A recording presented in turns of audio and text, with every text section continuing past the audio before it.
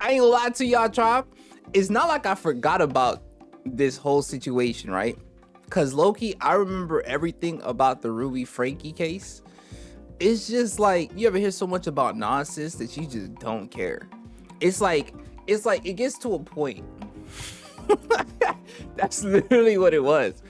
It got to a point. I'm like, bro, every time I sit down in one of these and I watch, I enjoy the video, of course, because it's information and Noona explains it in a way that is very, very engaging. But then I really think about the actions of the person, and it causes so much, like, because I really try to understand, but then you realize you cannot understand such lines of reasoning and thinking because you would never move that way. Like, your brain does not wire itself to be so harmful towards people, family members at that, your own family. And then bro, every time I think about the Ruby Franke case, I think about the lady that Ruby was like real cool with, like her confidant. And then I think about like the room that she was in with the shirt that's hurtful for the eyes and the glasses you would see on a motorcyclist. Y'all gotta know what I'm talking about, please, because I sound crazy if y'all don't. But tribe, when we start, we gotta finish. We gotta finish. So today is part 4, the final part of the Ruby Franke case. We're never gonna talk about this lady ever again. Hopefully she stays in jail forever, her and her friend. That's what we doing today. Hi, it's your boy Chai Louie. Hope you're David well. You're feeling swell. Last week I was feeling sick. This week, top tip form. Oh my gosh, I really wouldn't say it was sickness. It was more like my body just like updated itself, you know, because I feel better than I did the week before last week. Talk to me. Bada bada bing, bada boom. Bada bing, bada boom. It's not exactly where you want to spend a lot of your free time, Where? especially if you don't have loved ones buried inside the cemetery. Huh? It is kind of odd when you think about these 2 middle-aged women sitting in their AC blasting car just staring out into this cemetery in Utah. Ruby thinks there's a plan for everything. This is to teach Ruby Franke's 2 youngest children a lesson. Go barefoot in the scorching hot heat pavement of the cemetery, pick up every single bit of weed, brush, cactus, thorn, broken glass, trash inside the cemetery for 5 hours. No shade, no food, and definitely no water.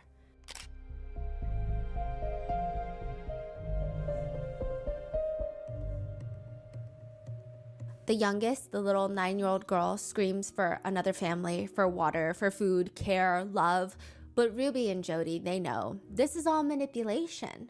That's the plan, okay? This is what they've been doing until one day a woman stops to watch them. This woman starts taking pictures of them. She's taking videos right now, right? Ruby turns to her kids and tells them to shield their faces from the picture while they continue to pull the weeds. But after about 15 minutes of this woman just watching Ruby, forcing her kids to pull weeds at the cemetery, the woman approaches them. What are you doing here? This isn't your land. This is a reservation and you are trespassing. How would you feel if I came around and started poking around your cemeteries? What are you stealing here? And Ruby writes in her journal, nothing. We're weeding. We're picking up trash, weeds and broken glass. You can see for yourself.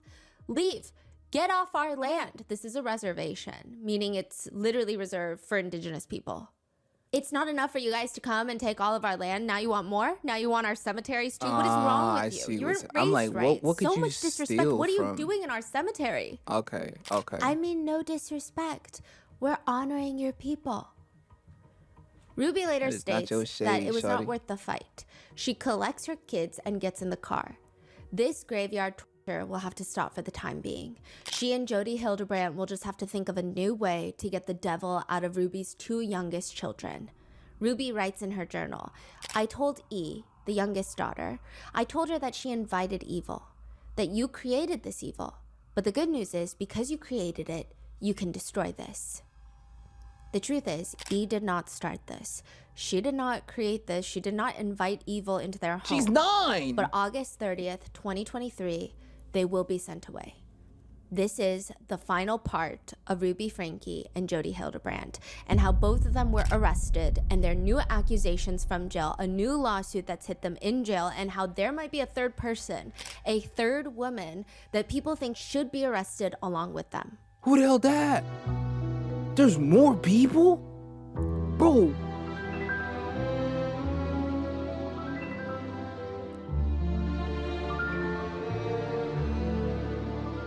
I'm just like, if I seen kids in the cemetery and like parents were forcing them kids to be there, I don't know. Would y'all say something? We would like to thank today's What would sponsors you who have made say, it possible though? for Rotten Mango to support the Biz You know? Parents Foundation. They're a nonprofit organization devoted to protecting professional child performers and their rights.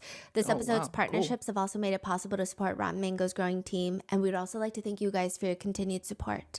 As always, full show notes are available at rottenmangopodcast.com. This is the final part of the 4-part Ruby Franke and Jodi Hildebrandt series. Please watch the previous 3 parts before this episode. In part 1, we went over Ruby Franke's YouTube channel, her entire online, I want to say cancellation because they're not actual legal charges against her, but it was, I mean, the whole world believed that she was abusing her 6 children behind the scenes. Yeah. And then in part 2, we went over Jodi Hildebrandt and the people that have accused her of ruining their lives. It seems like she has a tendency and a deep yearning to want to ruin people's marriages. In part 3, we went over Jodi and Ruby joining forces to Lame-ass create the Connections podcasts. business. Well, Ruby joins Connections, which is Jodi Hildebrandt's life counseling business. And the two of them, they decide they're going to just dominate the podcast world with their ill-advised, ill-recorded, not-so-great podcast, giving other parents some of the most abusive parenting advice that you could probably find on the internet. Yeah. Hello and welcome to Connections. I'm Jodi Hildebrandt. And I'm Ruby Franke. In this episode, the final part, we will be going over their arrests, what they've said, their plea agreements, and then all of the internet conspiracies, as well as all of the discourse surrounding Kevin Franke, the dad, and a woman named Pam, whom a lot of people on the internet think both of them should be facing charges for this case. We will be referring to the eldest children, Sherry and Chad, by their names. They are adults and they have publicly spoken out about this case. Sherry also has a phenomenal book. It's called The House of My Mother. Please go buy a copy. Please go buy 30 copies. I think it is a book everyone should read, especially when it pertains to family vlogging. There is just so much in there that gives you a very vulnerable but also visceral look into what it would be like to be the child of a family vlogger. Hi, I'm Sherry Franke, the author and narrator of The House of My Mother. I was inspired to share my story in this audiobook just because this is the first time in my life that I can share my story in my own words and take back that power. Now, the 4 youngest Franke kids will be just referred to by their first initial of their names, regardless of if their names are publicly out there already. There are graphic descriptions of food restrictions, CA, CSA, religious abuse, therapy abuse, neglect, and details of injuries. So with that being said, let's get started. Let's get right into it. Clark and Debbie are not expecting anyone when the door rings. Oh, I remember this. Answer the door right now. But if you'd like to leave a message, you can do it now. They're older. I mean, they don't move as quickly as they used to. And by the time that they get out there, they can barely make out this figure it's a tiny figure near the door. Whoever was knocking was almost walking all the way away. Yes. Hi, I was just wondering if you could do 2 favors. They swing the door open, they see a little 12-year-old boy, and within a minute or 2, they are on the phone with 911. 911, the address of your emergency. Okay, and the phone number you're calling from. Tell me exactly what's happened. I just had a 12-year-old boy show up here at my front door asking for help. And he's said he just came from a neighbor's house, and we know there's been problems at this neighbor's house. He's emaciated, he's got tape around his legs, he's hungry, and he's thirsty. Okay. Okay. But he has duct tape around each ankle. Yeah, there's sores around him. I think there's a good chance he's been... Clark's wife, Debbie, shouts in the background, "We need someone immediately!"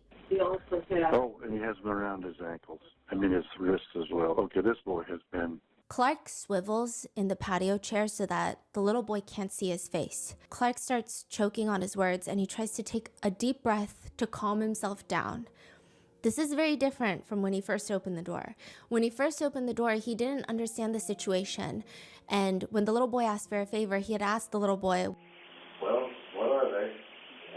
Taking me to the nearest police station. Well, actually, just one's fine. but now seeing what's happened to him, he's getting emotional. He can't even talk on the phone to 911. Can you?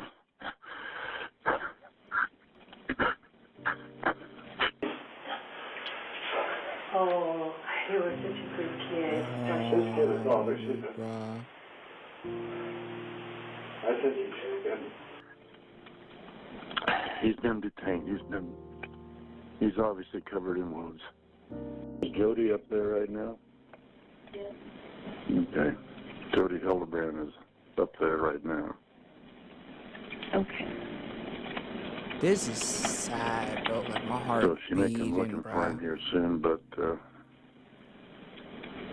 he's not gonna. Yeah, I should go obviously. inside, look. Well, this is actually a good area to be at. All right, Just we need away the from the cops as soon sun as and possible. visible view. We I'm just just gotta get asking 12 what he here is now. Yeah, she's a bad lady. We didn't realize how bad. When Clark had asked the little boy about why he has duct tape around him, he said it was personal business, but it's my fault. He said it's his fault, that the injuries underneath the duct tape, the deep wounds, he said it was caused by rope, but again, it was his fault. The police rushed to the house, ambulances are meeting them there, and when they see this little boy, they offer to carry him from the driveway to the ambulance because he looks so incredibly frail. He's got injuries around his ankles, so undoubtedly it's probably hurting every time he takes a step. They want to carry him, but he is determined to walk by himself. Real nigga. One of the first officers on the scene notices a few things about the little boy. I mean, there's obviously things that they can't ignore. He's just all skin and bones, but on the upper part of the ankle, the Achilles tendon, you could just see all the tendons. Like, that's how deep the injuries were. He had never seen anything like that before. The little boy turns to him and he says, "I have a younger sister in that house. When did you last see her?" "It's been over a month." 11:52 a.m., the officer bursts in through the closet door in Jodi Hildebrandt's home, and quickly he uses his body to shield the closet from the view of his rifle, because he's got this giant rifle just hanging by his side. Over a month? And he tries to hide it as he reaches out his hand, and his voice suddenly becomes high-pitched, as high as he can make it go. You come in, my buddy. I'm a police officer. Are you going for the union? There is just this little girl sitting crisscross applesauce in the middle of this empty closet. She's not crouching, she's not hiding. She barely even reacts to the door being slammed open. And there's an officer with a rifle as tall as her walking in. We can't see her face, but her body language, she almost appears like she's disassociating. Now, side note, her hair is almost cut in a shaved pixie cut. Many officers actually thought she was a little boy. Hey, you okay? Is this just you in here? Oh, I'm no. Sergeant Tobler. What's your name? Yo, kids should No not response. be like that, He squats bro. down. Contact one. You okay? Huh? You doing okay? He offers his hand. She still doesn't move. He's trying to be as calm as possible. The energy that he gives is like he's approaching a stray kitten that he doesn't want to run away Startle, in fear. yeah. You don't want to talk to me? Yeah, that's okay. Can you come with me though? We got Jodi out here. You know Jodi? She's outside with us.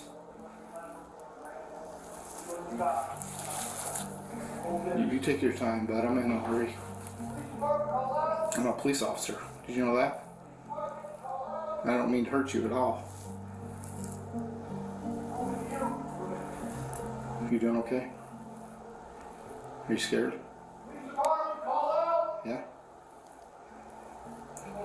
You're okay.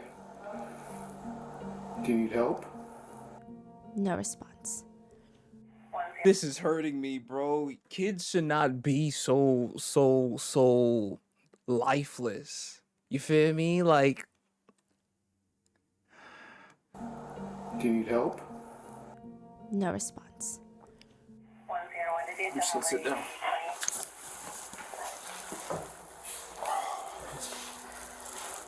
It's okay if I just sit here with you. We don't have to say anything if you don't want to. 1:40 p.m., an hour and 50 minutes later, another officer walks in with a small personal-sized pizza and a Pepsi.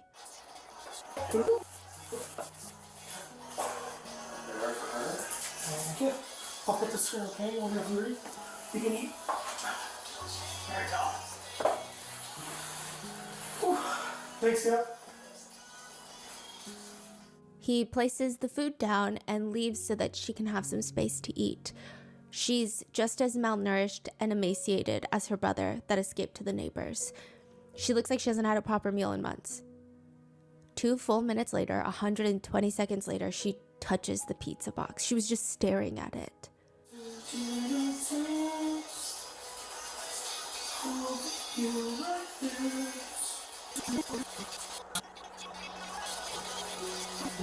You're more than welcome to eat. You can eat all you want to. That's all you.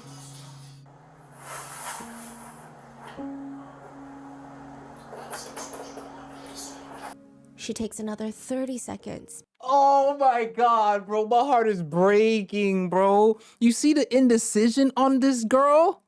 Look at she doesn't know what to do. Look at her hands. You're more than welcome to eat. You can eat all you want to. That's all you. How can you do this to not even to somebody, to a child? Not just She to takes another your 30 child. seconds before opening up the box, lifting it up, and taking a small bite.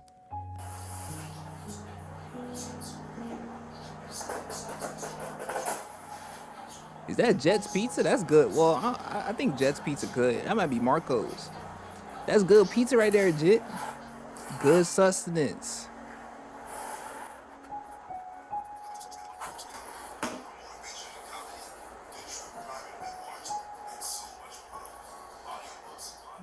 They sit with her for a while. She eats her entire pizza. They order her another one, and she eats another half of a large pizza. It's clear she's starving. 3:36 p.m., 3 hours and 40 minutes later, after finding her in the closet, she's barely said a few words. She's barely moved other than eat that pizza. She's just sitting there, staring at the floor. 2 female first responders join the closet with the little girl. You don't want to talk? Okay. There's nothing I know you want to talk about. It's okay to talk to me.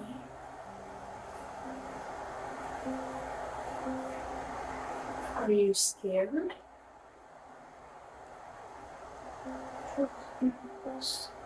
What?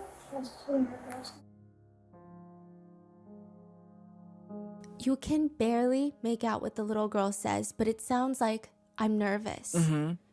And so they promise her nothing's gonna happen to her. One of the female first responders says, I promise. Pinky promise. Ain't gonna lie, Tribe.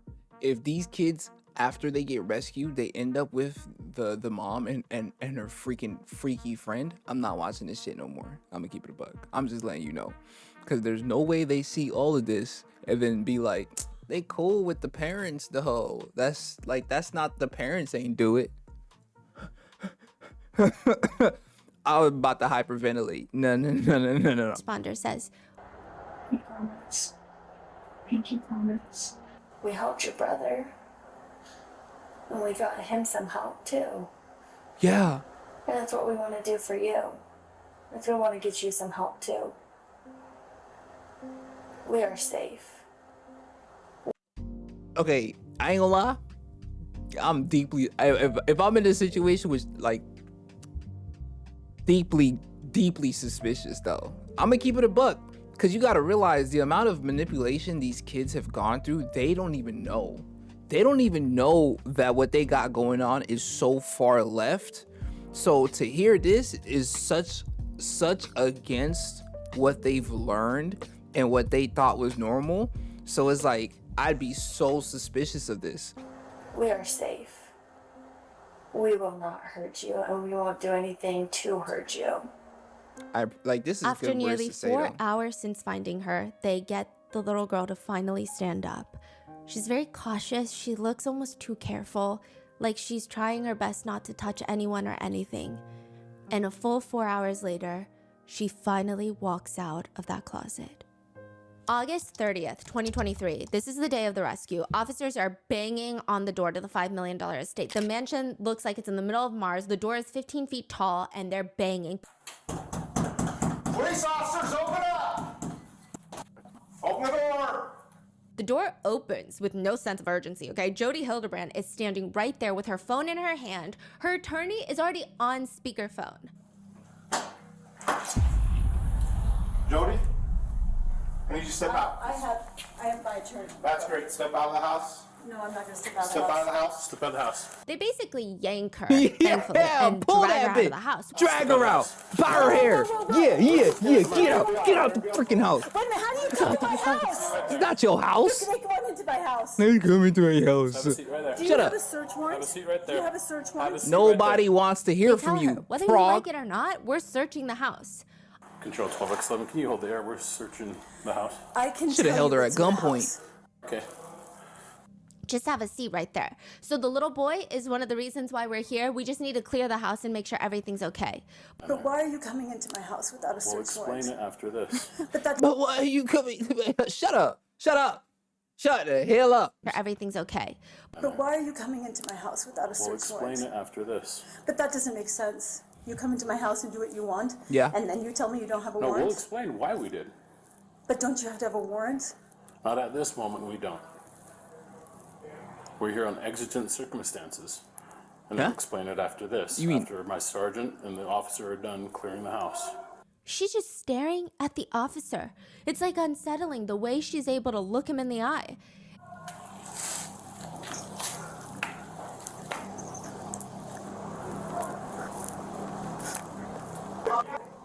Is there anybody else in the house? Yes. 2 kids? There's a little girl. Just one? She's right over here. Okay. How old is she? She'll be 10 next week. Okay. And she's on this side? I have Airbnb guests over there. Probably scared them to death. Okay. Which Bitch. I'm sorry.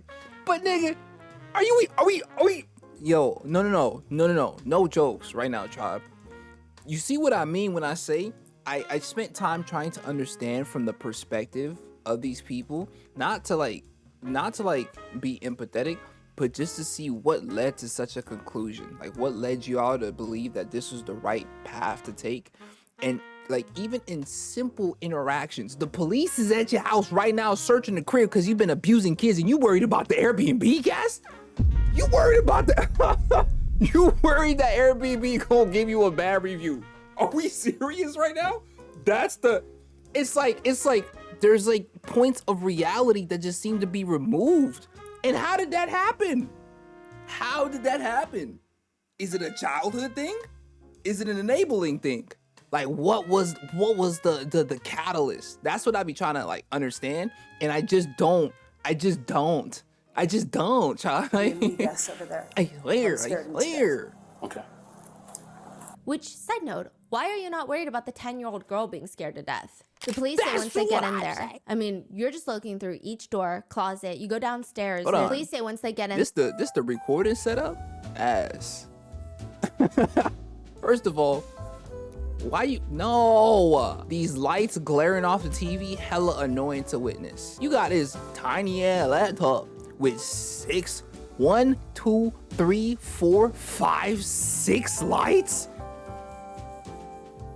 and you still look chopped on camera. there. I mean, you're just looking through each door, closet. You go downstairs, there's a basement, and it's just all concrete walls, concrete floors, concrete ceiling. We found what looked like a safe that could have been used for guns or a safe room. It's like a giant door vault. It has numbers and the whole wheel in the center. It looks like a bank vault, a giant bank vault. It is a safe room with its own toilet and sink, and the officers demand her for the code because they have to search inside. She claims she doesn't know the code to her own panic room inside her $5 million mansion. She said, I haven't used it. One of the officers there just says, you know what? I'm just gonna try. Let's go there and try a bunch of codes. 1, 2, 3, 4, 5, 6. and it clicks open. No way. By this point, they found R, the boy that escaped and basically saved him and his own sister. And then they found E, the 9-year-old little girl in the closet, but there's still 2 teenage girls unaccounted for. Ruby's middle children. Yeah. Inside the safe room, the panic room, they find rope, handcuffs, gauze, medical dressings for wounds. They find this thick red paste in a bowl. Is that chili pepper? Honey and cayenne pepper, which was made to put on the wounds. Why? Ruby and Jodi had 4 kids under their care. The little boy went to the neighbor. The little girl was found in the closet, and that means the 2 daughters that are left, they still need to find them. No, that's not even a why. It's obviously to torture them, right? But that's just insane. I actually remember this. And they are not in this safe room. This safe room is empty. And Ruby is not in the house either. No. Where the hell is Ruby? Purgatory is death suspended. It's where souls go after death to undergo purification before entering heaven. That's what purgatory is. It's supposed to be like a temporary state, a rest stop for those who are saved but just need to be purified. Yeah. If someone you know is in purgatory, probably the last thing you want is to hear from them. Kevin Franke picks up the phone. This is a call from and paid for by Ruby, Frankie, Purgatory Corrections. an inmate at Purgatory Correctional Facility. This call is subject to recording and monitoring. Wait. I gotta see her face when she. Kevin Franke picks up the phone. This is a call from and paid for by Ruby, I didn't really get to show it. Purgatory Corrections. an inmate at Purgatory Man, tying them Correctional cuffs. Facility. This Yeah. call is Yeah. subject to recording and monitoring. If you don't wish to talk, hang up now. Ruby's voice is relatively calm, almost stoic. She tells her husband and tries to almost reason with him because, yeah, she was arrested for torturing their 2 youngest children, but she asks him. And please see the truth. I know it's obscured. I'm where I see the facts, I see the truth, and that's what I'm gathering. You know my heart. What are they charging you with? 2 degrees of 2 charges of second-degree felony for child abuse. 2 charges of second-degree felony child abuse. Yes. Okay. Wow. That's very serious. I think I was prepared for this. I do feel strong. I feel calm. And you know what? They may... Adults have a really hard time understanding that children can be full of evil and what that takes to fight it. You've seen what it takes to fight evil. It's not the person you're fighting. And it can look like something it's not. And you've been there, you know that. What? And so I don't know any adults who are going to see the truth. Oh my God! I'm about to lose it. Yo, are we? Is she really? This is not real. I'm having a dream. This can't be possibly what my brain is processing. And so I don't know any adults who are going to see the truth. Is that not alarming? That you're the only adult that's seeing the truth? I'm calm about this, and I just pray that you'll hang in there. No, shorty. Kevin informs Ruby that he got a text from someone who he doesn't talk to anymore, but they reached out after hearing the news about Ruby being arrested, and Ruby is intrigued. Are we in the news? It sounds like at least you're in the news. I don't know about me. I'm wondering if they want to ask Sherry. If they went to Sherry to ask her questions. You know, these bookings are public. This is a witch hunt. Yeah, maybe this is a blessing, but this is a witch hunt. The devil's been after me for years, and he's mad at her. Have you shared that with the detectives, Ruby? I've not said a word till I have an attorney. Later, Kevin tells her that the kids are going to be in the hospital for 3 days. The 2 that they rescued, 11-year-old and 9-year-old. And she responds, so weird. It's just not necessary. They're trying to exaggerate this. In another call, Ruby tells Kevin, It was horrible. It was torturous last night, hearing the screaming and the banging and people. It's like, okay, that's upsetting. But the most upsetting thing is that I am completely misunderstood. That is the most horrible feeling.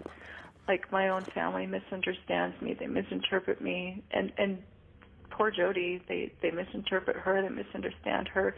She puts her neck out on the line for people, and then they get mad at her. I mean, it is just horrendous. It's horrendous. It's horrendous. And you know what? Every Joseph Smith, Who the fuck that? every wonderful man of God has had to be misunderstood. Were these calls recorded? Yes. What's the husband's attitude towards her? A lot of people take it in different ways. Some people listen to these jailhouse calls and they think that Kevin is just as guilty as Ruby. The way that he's able to listen to her say these things and like some of the verbiage that she uses, you know what it takes to fight evil. You know that, you've seen that, you've been there. It sounds like he partook in some of the abuse, which there is no evidence, otherwise he would have been arrested, right? And there's so much evidence in this case. However, other people take it as Kevin needs to do everything he can to try and get custody of his children, to try and amicably resolve this as best for his kids. So he's just letting Ruby talk and say these things. But we know he don't care about the kids. Yo, I did not forget the actions of Kevin when Ruby and Kevin were going through the divorce and he just left the kids knowing that Ruby crazy as hell. What type of father are you? What type of father is you? No. Maybe that's what he's doing now, but there's a tone of indifference that has been shown throughout all of this that it's like he shouldn't get custody low key. Every kid should be with their parent if their parents are good for them though, you know? They shouldn't just be with their parents regardless. That's not what we doing here. That's not what we doing here. He doesn't want to get combative. He doesn't want to say, no, you're literally crazy. Yeah, you're abusive. I get that perspective. So a lot of people have interpreted it differently. I mean, if you found out this is what happened, how can you keep it together, right? Yeah. You feel me? He just says, that's right. About every man of God has been misunderstood. That's right. And so I'm going to get out of this. Who knows? Maybe in 10 days I'll get out of this. If I'm... Years. If truth prevails right now, or, who knows, like 20 years? I don't know. I don't know how long. But I'm going to step out. I'm going to say I went through everything. I have seen God's children suffer. All the people here, my jail cellmates, have been beautiful women, but they've been hurt. They've been deceived into drugs, and my heart just has so much compassion for them. And I have compassion for the cause, and I have compassion for myself, and then to be told that I'm suicidal, I'm like, no, that's not true. So this is when she was driving back to Jodi Hildebrandt's house after finding out that her children were saved. She said, God told me when I was driving before I called you. I didn't have any information. I didn't know anything. And the Spirit said, your children are going to be removed. And I cried out loud. I'm like, no, I'm not done. I'm not ready. And God told me I'm done. And I just, So, Satan has taken everything away from me that I love. And I'm a good woman. I don't do naughty things. I'm a really good girl. Ruby, I'm going to do everything that I can to keep truth in our family. And thank you. I'm committed to our family. I'm committed to you and our marriage, no matter what happens. What? Thank you. What? I will be here to support you. He's just saying that, right? In any way that I can. He's just saying that. Thank you for stepping up. The jailhouse calls get released to the public and everyone is confused. Is this not the same case? The way Ruby and Kevin are talking about their children and about what Ruby and Jodi did, it doesn't even match the evidence and the severity of this case. The way that they're talking in these jailhouse calls, it almost makes you be like, wait, do they not know what's happening in their own world right now? That's what I've been trying to say, Tribe. The delusion. The delusion. It's like mind-boggling. Makes you be like, wait, do they not know what's happening in their own world right now? August 30th, 2023, the day that the little boy is rescued, there's a whole crowd of paramedics, fire rescue police, all surrounding the boy. And one officer who has his body cam on is standing off to the side, just observing, when a paramedic walks up to him and says, I am. So I got my shades on. You got pictures? I'll take more if you want me to. You send them to you?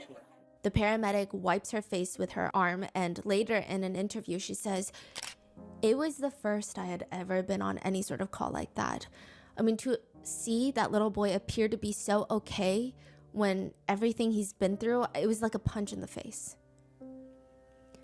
One of the officers said, "You could actually smell the flesh. It was the most terrible thing they've ever seen." Ruby and Jodi would enact prison war levels of torture. And I don't say that to be dramatic. I think prisoner of war torture can be very specific in the sense that sometimes they don't want to leave marks. So they find the most creative acts to torture people. Ruby and Jodi would enact poking torture on the kids. They would use what they called a cactus poker, which appears to just be a stick with a cactus spine on it, and poke both of them, which is not only painful, it is almost invisible.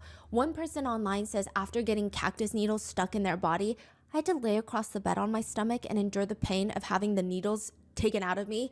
It took a week and a half to get them all out as they were nearly invisible. You would need a magnifying glass to see them. Just leaving my hand all tingly. I managed to get most of them out, but a few of them were still lingering under the skin, and I tried glue, masking tape, tweezers. You can't even see the ones that are under there, and it was burning." Oh my God.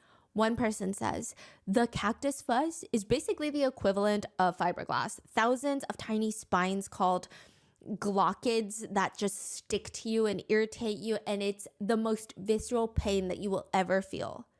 Jodi admits that she would physically force Ruby's 9-year-old daughter to jump into a cactus multiple times. They would make the kids jump on trampolines, trampoline torture. R specifically had extensive injuries to his ankles. Remember, they said they could see his tendons. And considering how frail he was, to make him jump on a trampoline is downright cruel. Ruby journals, "Today I asked him to take off one sock by balancing on the opposite foot. Lift one foot up and remove the sock while staying balanced. He fell over, hit his nose on the ground, and began bleeding. I gave him a wet rag to wipe his face in toilet paper. He dabbed his face merely to smear the blood. Then he blew his nose so harshly through the toilet paper he got new blood on his face and all over his shirt. The easiest exercise he is asked to do, he refuses with the stature you would expect of a 9-year-old. He plays completely helpless. His body is full of evil, puffy infection, and he won't participate in the responsibility of pushing it out." Based off the children's injuries, along with Ruby's journal, it appears that they would whip the kids with towels, pour cold water on them. R was forced to sleep out on the balcony, reminiscent of Jodi's niece, Jessie, from part 2. They were forced to do hard labor, go to graveyards, stand outside in the sun, barefoot in 100-degree plus weather in Utah, forced to carry large boxes up and down the stairs. They were tied with rope, handcuffs, they were hog-tied, which is an extremely stressful position. I mean, not only that, the ropes and the handcuffs would dig as deep into R's wrists and ankles that you could practically see his muscles. They would cut through the tissues. Then Ruby and Jodi would pour cayenne pepper and honey inside the wounds. There's argument, because a lot of people are like, what is the purpose of that? Is that just pure torture? That's what I said. There's argument that the honey is an olden day treatment for wounds that is probably medically ill-advised right now, but it seems more like it was for torture, because the cayenne pepper seems to hold no real purpose in this healing method, and to add it to honey, it feels like the main purpose is to make sure the cayenne pepper sticks to the open wound for maximum pain. Yeah. It's pretty clear that Ruby knows what this is doing to her kids. Ruby journal entry read, "It has been 3 months of consistent boundaries and putting up with his terrorizing to get his confessions out. Who would do this in the real world? I don't know of anyone who would feed their kids in America just rice, lentils, and chicken for meals for 3 months. And this is why Americans are full of sin and are ready for destruction. They won't repent." Wait, what? What, for real? She says that she's trying to get him to repent all of his sins. Again, very reminiscent of Jodi Hildebrandt from part 2, where He's saying, why isn't more Americans doing this to their kids? yeah, this is why Americans are full of sin. And we're going to be, I guess, ready for destruction. The children were regularly denied food, water, beds to sleep in, and virtually all forms of entertainment. This is a non-comprehensive list of all the physical torture that they had to endure. Carrying loaded boxes of books up and down the stairs, doing wall sits, sitting up against the wall without anything for hours I hated at a time. those. I Forced hated to do those. manual labor outside in extreme I summer heat hated without socks or those. shoes. Stand outside on the cement patio in the summer heat, sometimes for days.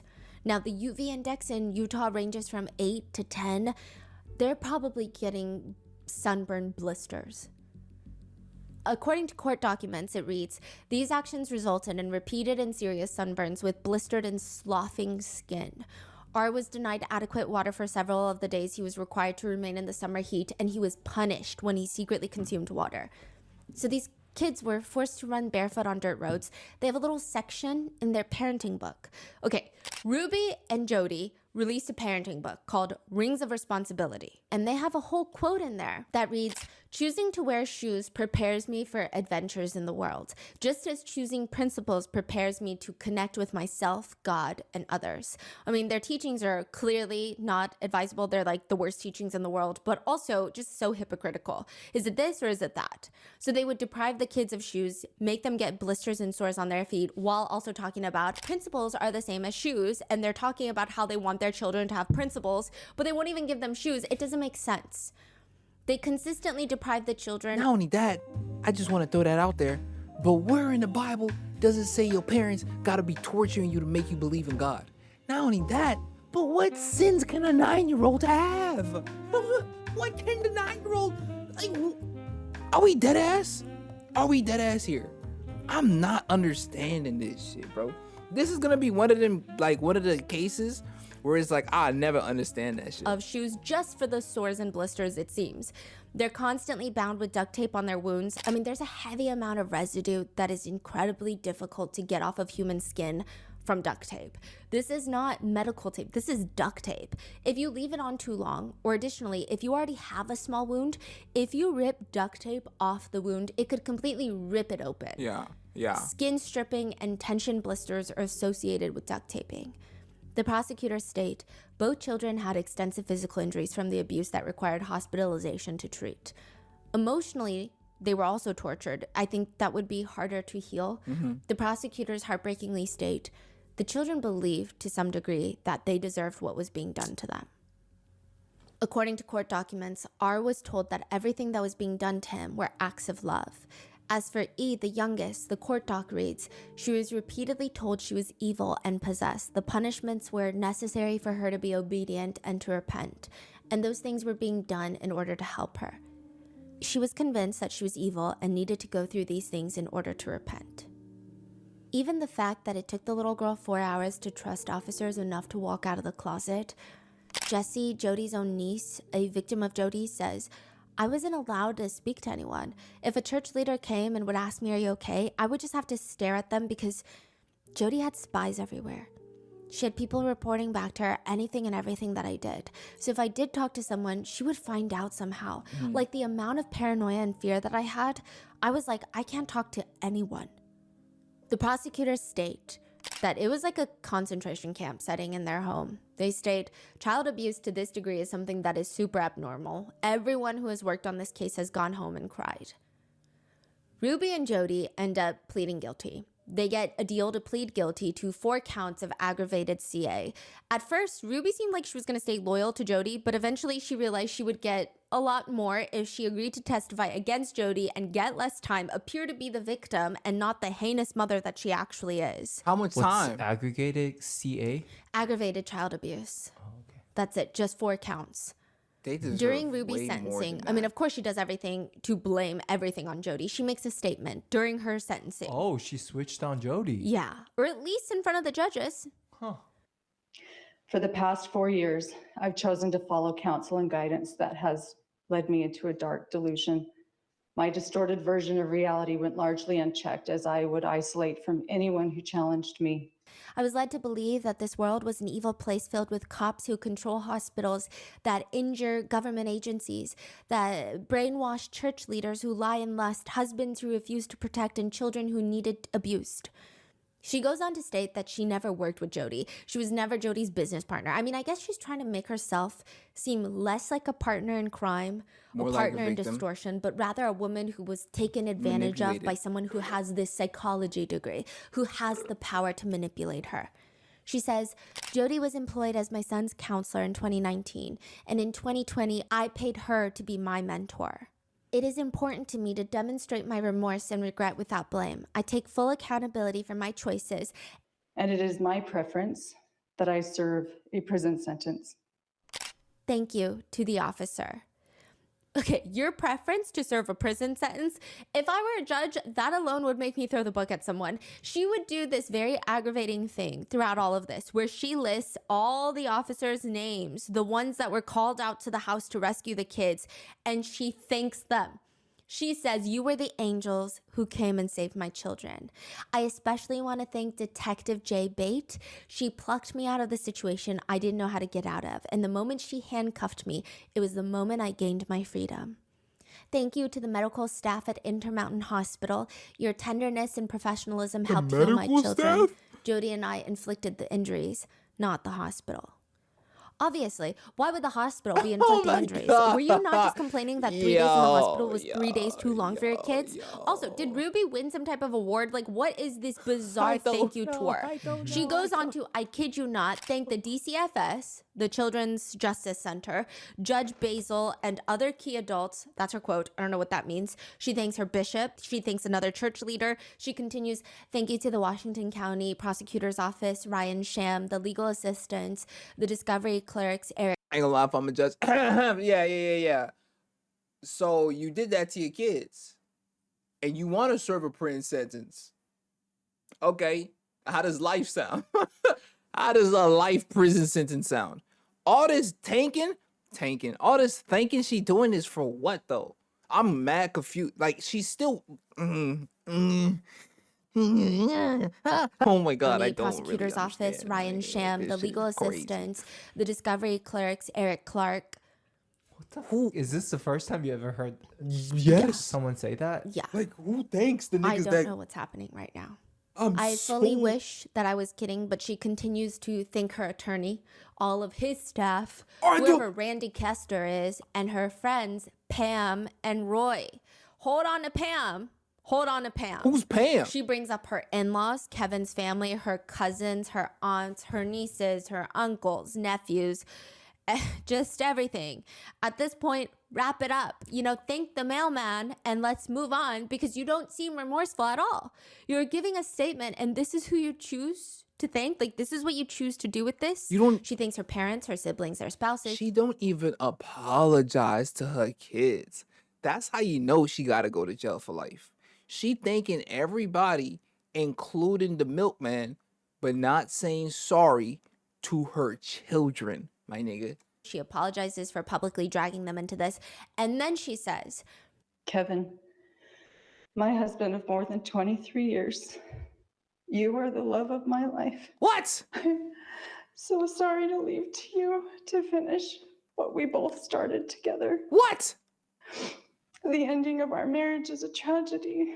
Nobody cares. And you are wrapped around my heart in a knot I'll never be able to undo. Oh my God, bro. It's a square knot. what That's about easy. her kids? That's what I'm asking. Finally, she brings up the kids. This is after all of this needless yapping What in did the she thank say? you tour. She finally brings up the kids. She doesn't list them by name. She doesn't even list the adult children by name. She just says, to my babies, my 6 little chicks, you were part of me. I was the mama duck who was consistently waddling you to safety. Shut the fuck. What? Hey, I ain't gonna lie, bro. This shit was made with ChatGPT. She talk about some mama duck. No! You were a demon, a devil in the house. You were not waddling them to safety.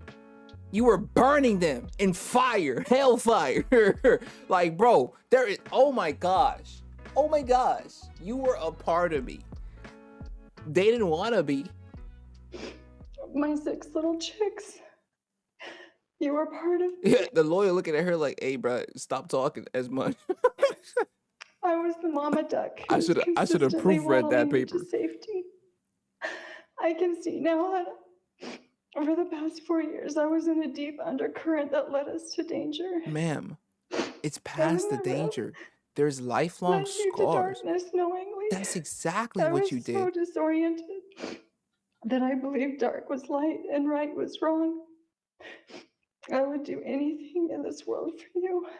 I guess except not torture them. Yeah. My willingness to sacrifice all for you was masterfully manipulated into something very ugly. I took from you all that was soft and safe and good. I took from you your mother. How terrifying this must have been for you.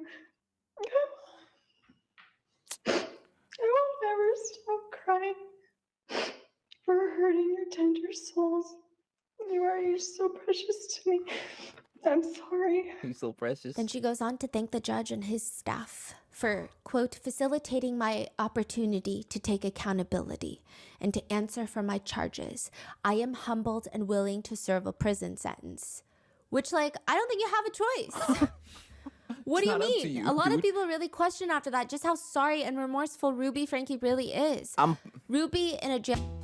1 out of 10, with 10 being the most remorseful tribe. How we feeling? I'm gonna have to put it at a -3. -3. Yeah, I ain't gonna lie. All that crying, armadillo tears, I'm not going for it. I don't care, man. Cause you can't look at them kids. Bro, she wrote that, like, what? No.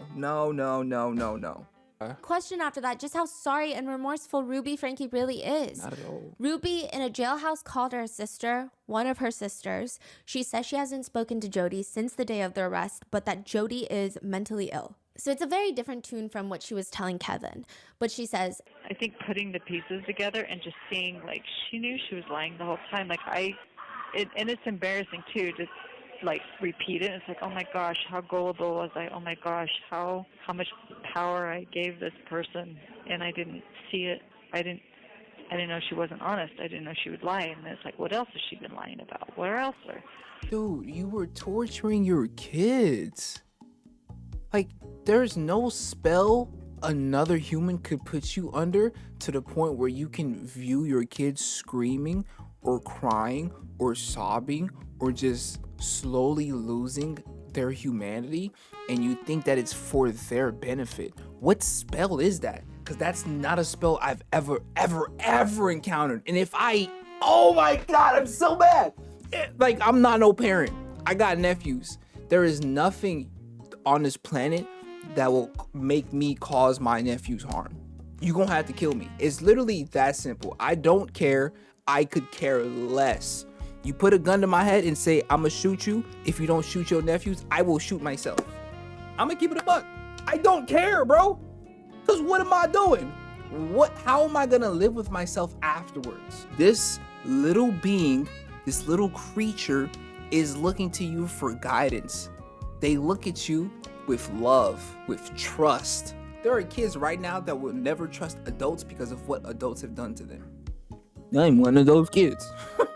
I'm gonna keep it a buck. Even in your journals, there wasn't like a hint of, I think what we're doing is wrong.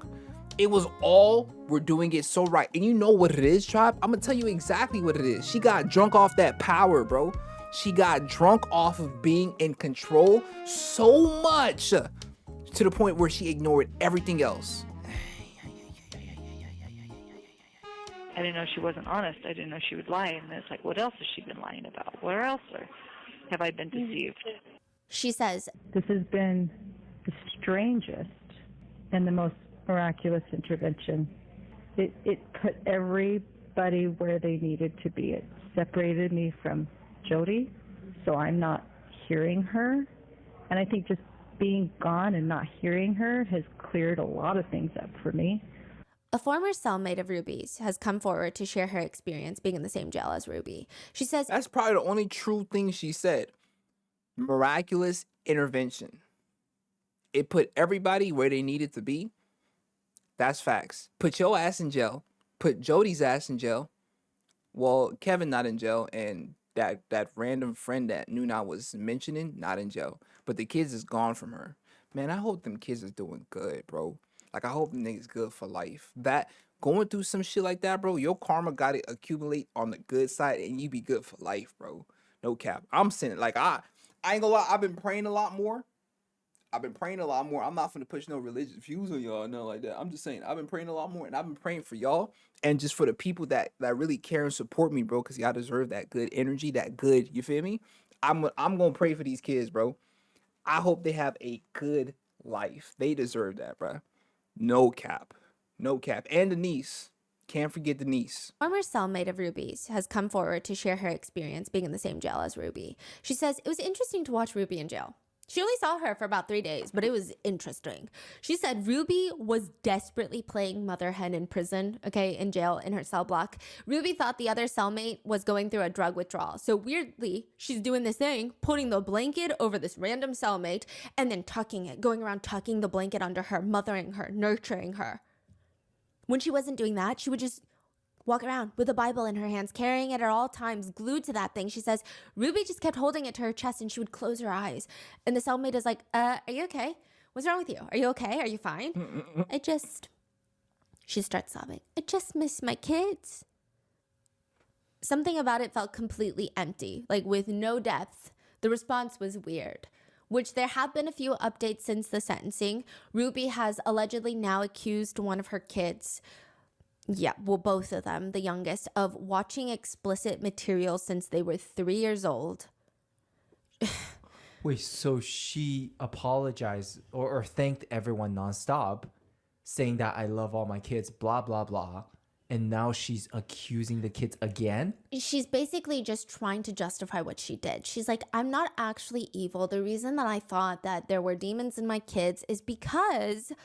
And a lot of her journal, there were redacted portions. And it is a lot of people's speculation that it was Ruby and Jodi forcing the kids to confess to things that they never did, which is a common theme that Jodi Hildebrandt is doing. Jodi Hildebrandt did that to her own niece, Jessie. She would force Jessie to claim and to confess to having 36 abortions. I mean, Jessie was 14, had no idea what an abortion was. Ruby allegedly claims that her underage children were assaulting their cousins and assaulting each other, and they had abused 20 neighborhood kids because they're, I guess, essentially sex addicts, which, by the way, this is, I mean, it's a lie. I don't know what else to say. We don't even know exactly how Ruby has levied these accusations.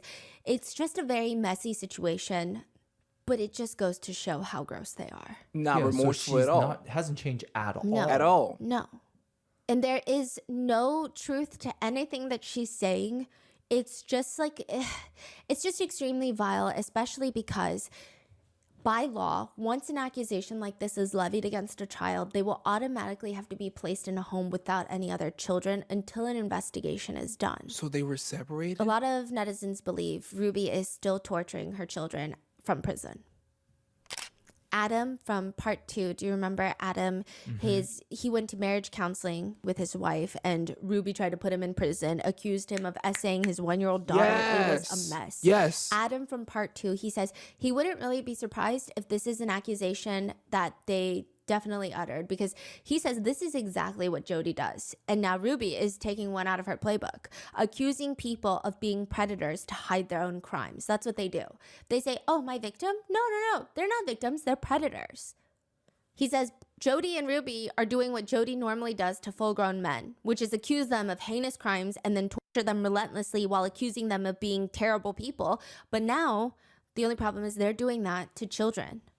To children that they tortured and abused. Not the only problem, but an even bigger problem. Yeah, I was about to say that not like their own. That's Ruby's kid.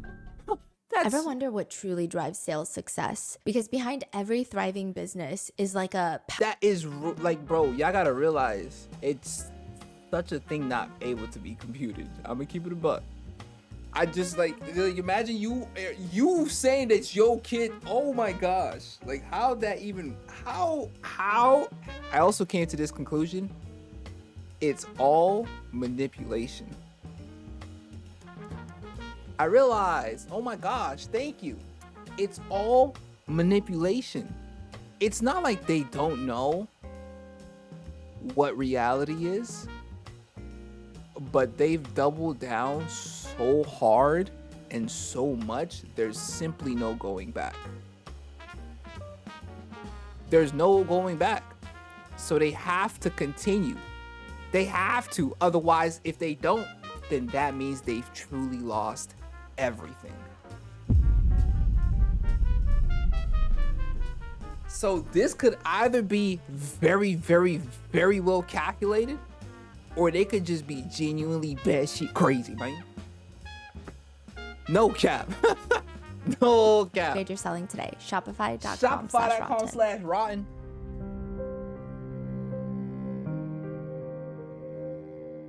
Now, a lot of people feel like whatever Ruby said during sentencing for the judge is not how she actually feels. She feels zero remorse. Mm-hmm. One of her calls to Kevin and her family sound not particularly remorseful. And one of Ruby's former cellmates did an interview. She says Ruby had this childlike smitten crush on Jodi in jail. Yeah.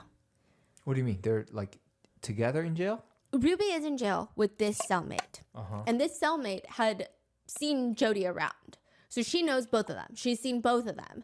And Ruby in the cell, all she's doing is fixating on Jodi. She's not asking about her kids. She's not wondering about her kids. She's not repenting. She's not remorseful. She's like, I'm complaining because why are Jodi and I separated, according to the cellmate. She's confused why they're separated. Ruby apparently said, God, how long are they going to keep us in here? Why did they separate me and Jodi? I don't understand why they would separate me and my friend. The former cellmate says, quote, Ruby was really, really concerned about Jodi. She said she wanted to talk to her, wanted to see her. And the cellmate was like, oh, that's your friend? I saw her briefly. She's like, oh, what did she say? How did she act? Did she say anything at all? She seemed pretty distraught. She didn't want to talk about anything at all. She was crying a lot. Her eyes were swollen really bad, kind of like squinted. You could hardly see her eyes. She looked pretty distressed. She looked like a frog. I said I asked Jodi why she was in jail. Jodi looked at me, not really with a smile, not really with a frown, but with a straight face and said, I'd rather not say. So I said, okay, I apologize. I wasn't trying to invade your privacy. And that was it. Ruby is like intently listening to her recount her experience meeting Jodi, to which Ruby says, yeah, that's what I thought she would be like. Yeah, that's what I thought. Nevertheless, I don't think Ruby's jail time is going particularly badly. There is a picture circulating that shows Ruby and other inmates sitting crisscross on the floor, holding their hands out, touching each other on the chest, like they're doing a bonding, breathing yoga exercise. I'm all for adequate programs to rehabilitate inmates so that when they do re-enter society, we don't want they to be have a having fighting fun chance at being a positively contributing member of society. But it rubs people a lot in the wrong ways. On top of that, people have taken to zooming in on the whiteboard behind the inmates, and it's no, she's infecting the other people. See and speak truth. Teach to learn. Oh no. It's like a little cult in jail, bro.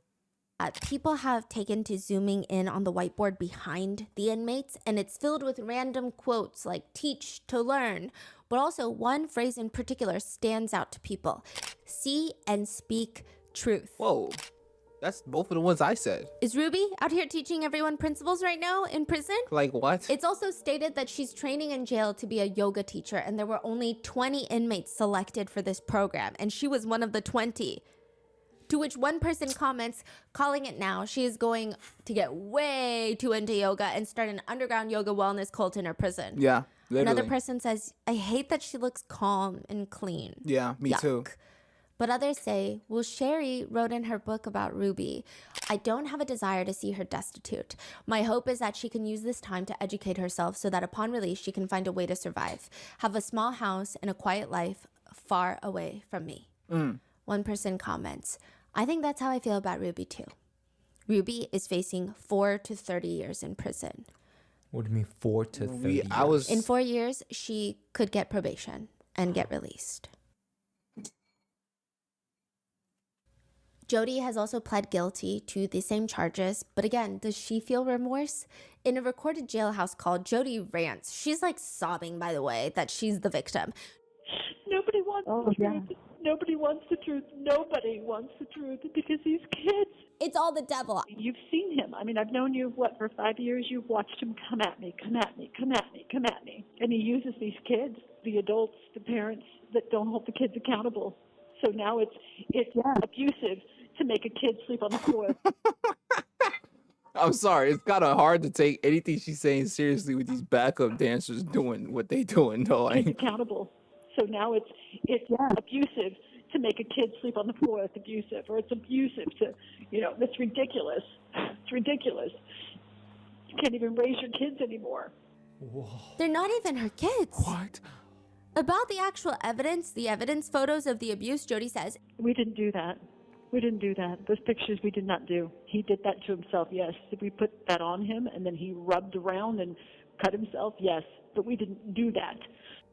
She also says her going to prison I is didn't part do of that. the Lord's work. Yeah, thank the Lord, lock her up, right? But she claims that the Lord says before the second coming that they shall lay their hands on you. I knew that. That was funny. But she That claims was that funny, the Lord dude. is part of the Lord's work. Yeah, thank the Lord, lock her up, right? But she claims that the Lord says before the second coming that they shall lay their hands on you, they shall prosecute you. She says she cried because it felt like God was telling her this is her purpose and that she will be saved. She says, but when I get out of here, I have a story to tell and I'm going to try to do everything I can to protect the children because that's what's happening. It's, like the kids are being horribly abused. Treat her like Drake and keep her away from the kids. I'm sorry. I'm so sorry. But if you ever go to cell block, run, Jodi. I ain't gonna lie. Why did folks know what? Cause in jail they don't play about kid abusers. So did they know what was going on? I know her daughter is don't want to see her destitute and stuff, and I get that. That takes a level of growth, maturity, and forgiveness that ultimately, as a Christian and somebody, that's what you should reach. But I ain't perfect. Because that's what's happening. It's, the kids are being horribly abused. But when it comes down to her pleading guilty and her sentencing, she has the audacity to stand in front of the judge and say, I sincerely love these children. I desire for them to heal physically and emotionally. One of the reasons I did not go to trial is that I did not want them to emotionally relive the experience, which would have been detrimental to them. Stop it. My hope and prayer is that they will heal and move forward to have a beautiful life. I'm willing to submit to what the state feels would be an appropriate amount of time served to make retribution as an outcome. Which one netizen points out, I didn't go to trial because I didn't want to make the children relive what happened to them. It's a really funny way of saying, I don't feel like listening to my victims explain what I did to them. The judge states politely, okay, Ms. Hildebrandt, the circumstances are tragic, and it's largely, of course, of your making. By any measure, your conduct in this case was disastrous for these children. Adults are supposed to protect children. Adults with specialized training in particular are supposed to protect children. You did not do that in this case. In this case, you terrorized the children, and the results have been tragic. Side note, even since both of them were arrested, Jodi has been a manipulative sleazeball. I mean, there's no eloquent way of putting it. When Jodi is first brought into the police station, she does this thing where she tries to act like the cops' friends, but also lets them know that her attorney is just super annoying. She says, so I trust my attorney. He said, don't say anything. And I said, I have nothing to hide. And he's like, I know that, but just let me be there with you when you talk. So you guys seem nice people. Yeah. Oh my God. Yo, this is desperation manipulation, no cap. This is like when you at your wits' ends and you just, but this is disgusting though. This nasty, tribe. I just don't like it, man. Jesus, her fingers is just sausages. I'm not doing anything. I'm trying to be difficult. This is really, if you knew all the pieces, I think you'd have a lot of empathy for what's going on. That's what we're looking for. And you're an adult. And the thing about our interview, if we ask you any questions that you don't want to answer, you can just tell us, I don't want to answer that question. I'd like to just tell you, But I don't know who you are. I don't know if you're gonna flip my You words. just said that they seem nice though. You just said that they seem like cool people, and if they do the full pieces, that they would have empathy. So spill it, shawty. Go ahead, spill the tea. But nobody want to be friends with you, bro. I hate to break it to you. We don't want to be friends. We want to put you in jail for life. I don't know. And that's the good thing about cameras. Everything, it's pretty much double recorded, audio, video, and it's for the safety of for you and for us, because we don't want to flip your words. And this will all be pretty much right there to support you. So we're not going to use anything against you. Be so insistent, Madden. He's an honest, good man, goes to church. I trust him. Why would he say that to me then? I don't know your attorney, to be honest. Well, I'm just saying he's a good, honest man. Yeah, and I'm an honest person as well, so we get along great. And he just said, do not say anything. I don't know. I don't know what's honest? going to happen with what I say. I'm a psychologist. I've watched people flip things all the time, so I get it. You know, I sit on your side. I get it. I wish people didn't do that, but they do. The officer would later say, she was clearly trying to manipulate us in that moment. I'm a therapist. I'm with you guys on this. I Like, would love to nobody share, but my falling for attorney that, told me bro. not to. But I want to. I want to be forthcoming. Like what? Still see it. Meanwhile, Ruby doesn't say anything at all during the whole arrest. So she drives back to Jodi's home, gets arrested. She doesn't look scared. She doesn't look sad or mad. She looks completely blank, indifferent, stoic. I think I would have to put in more effort to make my face so devoid of any and all emotions. She doesn't even respond to a single thing they ask. Do you want water? Are you okay? Do you want a snack? She just stares and blinks. What's your home address? How many kids do you have? Nothing. It's going to be 2 counts. Second-degree felony of child abuse or neglect, okay? Do you understand that or no? Are you okay? I'm wondering if there's like a That nigga thinks she got something wrong with it. I'd be asking the same question too, though. Like, why is she not saying nothing? She got everything to say on these podcasts. She got everything to say on these YouTube videos. But once you get caught with something doing wrong, mute. Straight mute up. Are you okay? Right. I'm wondering if there's like a medical clearance that needs to... You're sure you don't need medical attention or anything like that?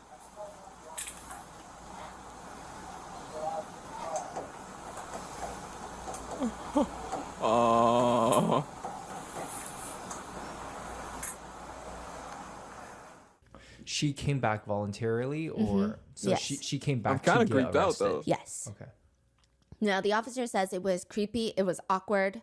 The officer later says, I mean, she just really seemed like she was looking through me. I would ask her a question and she would just stare and give me 3 really long blinks. It was more like Morse code. The only phrase that she would utter after arrest is, I'll wait till I have a lawyer. Okay. and kind of smirks. That's it. So both of them are sentenced to 30 years. Technically, both of them could be out in a few years. Wow. In a previous podcast episode, Ruby says, I strongly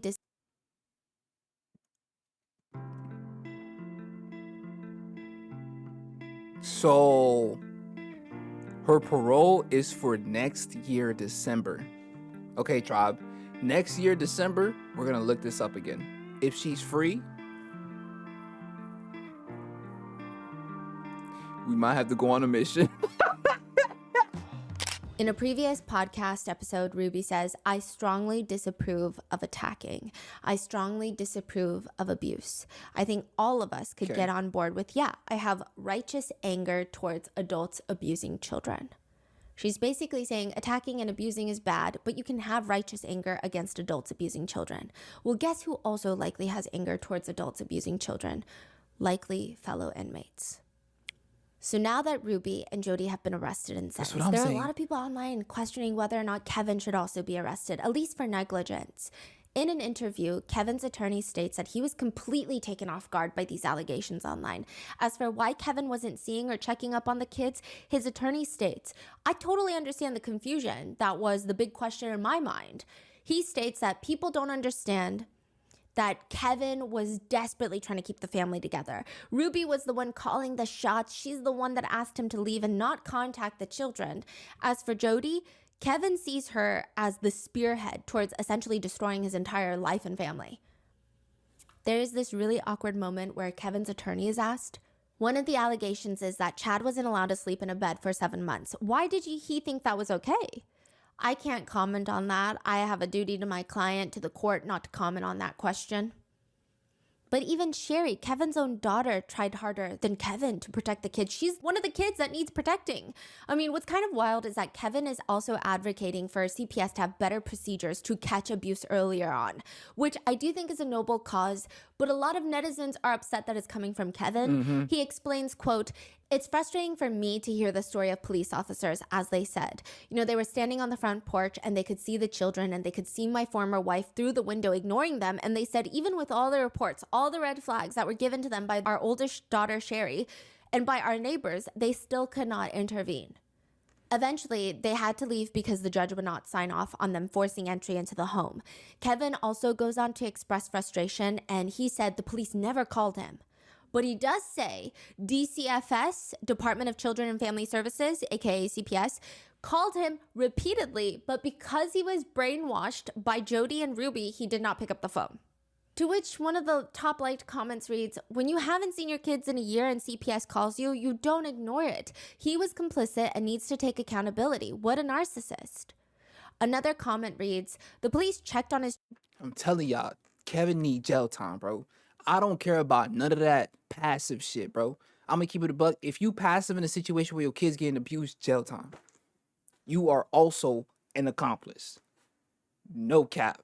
Talking about this is a shocking thing. My nigga, you saw the signs. You saw the signs, but you was so whipped. You so fiendish for that. Boom, boom. You not even really caring about your kids. Accountability. What a narcissist. Another comment reads, "The police checked on his children more than he did." But he claims he was so lost in the sauce that he believed in Jodi as much as Ruby did. The Hulu documentary producers ask him, "Did you really believe this was the end of the world, that Christ was returning?" "Oh, absolutely." "But if the world was ending, did it occur to you that maybe you wouldn't go to heaven? Maybe you'd go to hell?" "Never.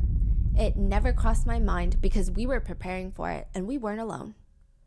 Which a lot of people are split about this. Some people believe that Kevin and Ruby both failed their kids, but because Ruby helped physically torment and abuse their children, whereas Kevin just left and stayed brainwashed, allegedly, they think that Kevin is less culpable. But others say, no, think back at everything that's happened before Jodi even came into the Frankie's life. Remember the first internet cancellation of Ruby Franke? And I say internet cancellation when personally it just feels like abuse, but for the sake of keeping the charges separate from the internet warning signs.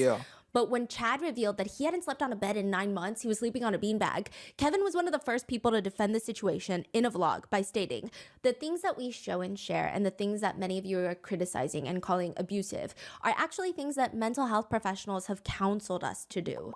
So he was very firm. He believed in all of this.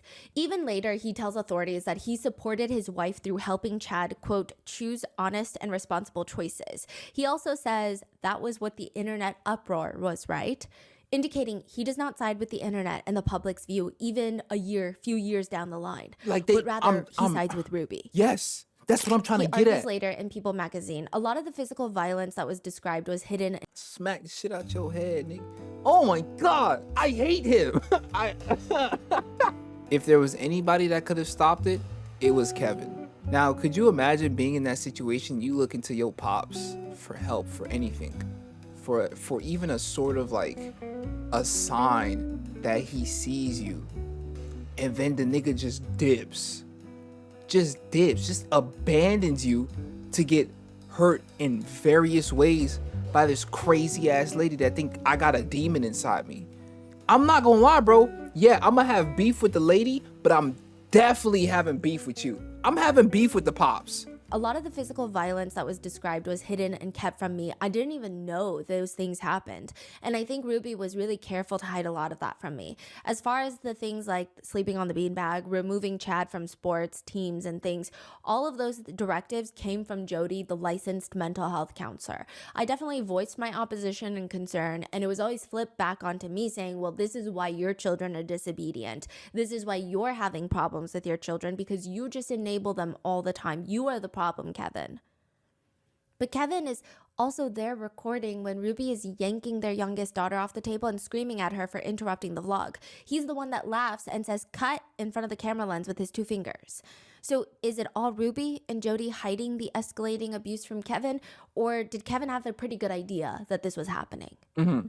August 30th, 2023, when the 2 youngest are rescued, Kevin is in the interview room with detectives answering questions. Was that tape out, or? Yes. When they rescued the kid, they brought him in immediately. Kevin came to the police station. When he heard about it. Oh, this is crazy. Okay, so Ruby and Jodi both know that R, the young boy, had escaped. So they're going around the neighborhood looking for R. And that's when Jodi realizes the police are at the neighbor's house. A bunch of ambulance are coming. She's like, that's why she's on the phone with her attorney when the police come to search her home. Ruby was out looking for R, so she's driving around the road. She gets a call from Jodi, like, hey, the police, like, the gig is over. It's up. She calls Kevin and is like, I need you to go to the police station and pick up the kids. Tell them that they're fine, everything's fine, the kids are lying, blah, blah, blah. She's like, bring them home. I trust you. Kevin thinks this is my time to shine. I'm going to get Ruby back. This is my time to step up and be the husband she needs me to be. He shows up at the police station. The police are asking, who told you to come here? He's like, I'd rather not say. He's still trying to protect Ruby. So are we going to see when he actually find out what happened, like in that moment? Yes. So his whole reaction and all of that. Okay. Now, he says there was a no contact boundary. Did you have a no contact order in place? Order? No, this was between me and my wife. AKA, he's saying he did not have a legal requirement to stay away. It's just kind of shitty that he didn't do anything for his kids. You feel me? So they ask, did she ask you not to contact the kids? Ruby invited me to leave the home while I thought about the choices that I've made in my life in the way that I've treated her. So I not answer that. What? Is there custodial paperwork that denies you of your rights? Like, that's not even a good answer. No custodial paperwork at all. This was just a verbal agreement between my wife and I. I'm curious, when you guys had the previous 8 Passengers YouTube channel, you guys got a lot of heat for neglect and child abuse. A lot of people commented those things on there. Why were they commenting those things? This is happening on that day? It was that night that the kids were rescued. I mean, it had been pretty much the whole day, it seems. Oh, so they already picked up all these information. Yes. Like, 8 Passenger, you guys did this, you guys had controversies, boom, boom, boom. I mean, by that point, if you Google 8 Passengers, it's probably the first few articles that come up. They were known mainly for their controversy rather than for being YouTubers. I see. Now, they're asking, a lot of people commented those things on there. Why were they commenting those things? That's a good question. I mean, we had a son who was acting out in a very selfish behavior. He chose to sleep on a beanbag. So 9 months later, he made a lot of changes in his life. He was ready to move into his own bedroom, made a video about it. In the video, he mentioned something to the effect of, I've been sleeping for 9 months on a beanbag. That is what the uproar was about. Who is this female Jodi that your wife lives with? She is a therapist and a life coach. Do you respect her? Yeah, I think she's a very honest and truthful person. I know her to be an honest and very trustworthy individual. He's also asked, during your marriage, how was disciplining your kids? How would you discipline your kids? Yeah, I'm not going to answer that question. Are you aware of the physical condition of your children? No, I've chosen to trust my wife with my children. That was part of the agreement of our separation. My job is to financially provide. The police start filling him in on what's happening. They say, so I don't recall the exact time, but we received a phone call from our dispatch that a 12-year-old boy was knocking on doors asking for food and water. He was severely emaciated. Kevin, university professor of civil engineering, says, what is emaciated? Which a lot of netizens... Oh my God. What? I ain't gonna lie. Yo. You playing with me. That's a joke. That's a joke, Noona. University professor of civil engineering says, what is emaciated?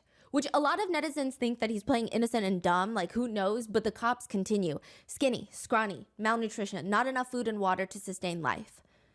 I'm sorry, what? He had duct tape on his extremities, on his hands, on his ankles. There were rope burns that were used to tie him down. Take a second and think about what I just said. That's the condition of your son. Given that information, your son was taken to the hospital. A warrant has been applied and granted by the Department of Child and Family Services to remove them from your wife's care. So no one right now is going to have access to these two children based on their physical condition. Do you understand that? I understand. Would you condone that behavior? Would I condone that behavior? No. Again, I don't know the details. I don't know what's going on. But as you described, that sounds horrible. Does he sound like he was worried for the kids in that moment? Not extensively. Maybe it's shock. Maybe it's... I mean, there are some reports that Jodi convinced the whole Ruby and Kevin Franke that police were evil and they were going to be bad players in the second coming. He's not crying. He's not emotional. Again, maybe he's in shock. The but indifference one of the first things he asks after this infuriating, line bro. of questioning, after being told that his son and his daughter were emaciated, he says, "What's going to happen? It's my wife. I love my wife. I don't have those charges against my wife." I think given the circumstances, that's highly appropriate. But again, he tells the authorities that, again, after they tell him that his kids have to be hospitalized because they did not have enough food or water to sustain life, he says, I trust her. I love my wife and I trust my wife. I trust her, but I love my wife and I trust my wife. If he didn't leave the house, if he was at the house, it sounded like he would still carry on this energy of, I trust her. This is devils. We need to discipline the kids. We need to do this. He's been this way for so long. Thank you. It's like, when would he have put his foot down? I guess we would never know, right? I would expect this is the moment he realized, oh, shit. He says, I mean, this feels like getting run over by a steam truck, what you're sharing with me today. I'm interested in all the facts. But you understand our facts are that you have a child that is emaciated, malnutrition, that has marks. I don't know what to do. You realize that I have a picture of my family on my wall and I look at it every day and I work. He slams his hand down on the table. And I look at it every day and I work every day so I can get back to my family. Save my family. What you're sharing with me just sounds like a made-up story. Oh, I have God. no idea what you're talking about. It sounds like a horror movie. At this point, it does sound like he's... Yo, Tribe, he hit us. I work. Dang nabbit. This means that I'm serious. I ain't gonna lie, bro. That's good acting right there. Look at that, Tribe. Save my family so I can work every day. Look at it every day. And I work every day. Do you? So I can get back to my Even on family. Saturdays? Save my family. What you're sharing with me just sounds like a made-up story. He said, save my family. Save them from what? He's probably gonna say the Lord. I mean, not the Lord. He's probably gonna say from the demons. But in my head, I want that to be a slip up. Yeah, like save my family from Ruby. Save my family from Ruby and Jodi, because I know what they doing is hella wrong. But that's not the case, because he was there when things were going bad and didn't say nothing. So never mind. Story. I have no idea what you're talking about. It sounds like a horror movie. Literally. This point, it does sound like he's genuinely lost.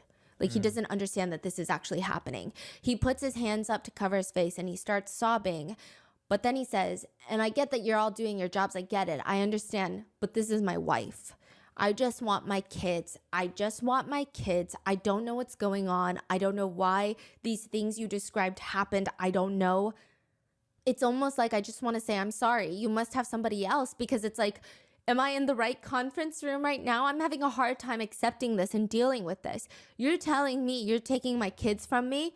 Over the past year, we've had zero communications regarding the kids. I've had no reason to believe or think that there was anything going on for all intents and purposes. I woke up this morning looking at the picture of my family and making my commitment today, as I do every day, that I'm willing to live an honest and virtuous and responsible life today. And what you're sharing with me just feels like a sucker punch. What you're sharing with me feels like a sucker punch. If I still have a family, and I don't know what my plan, how I plan to go to God. Sure. And to figure this out. Right. I am just heartbroken. What you all are sharing with me. I feel responsible.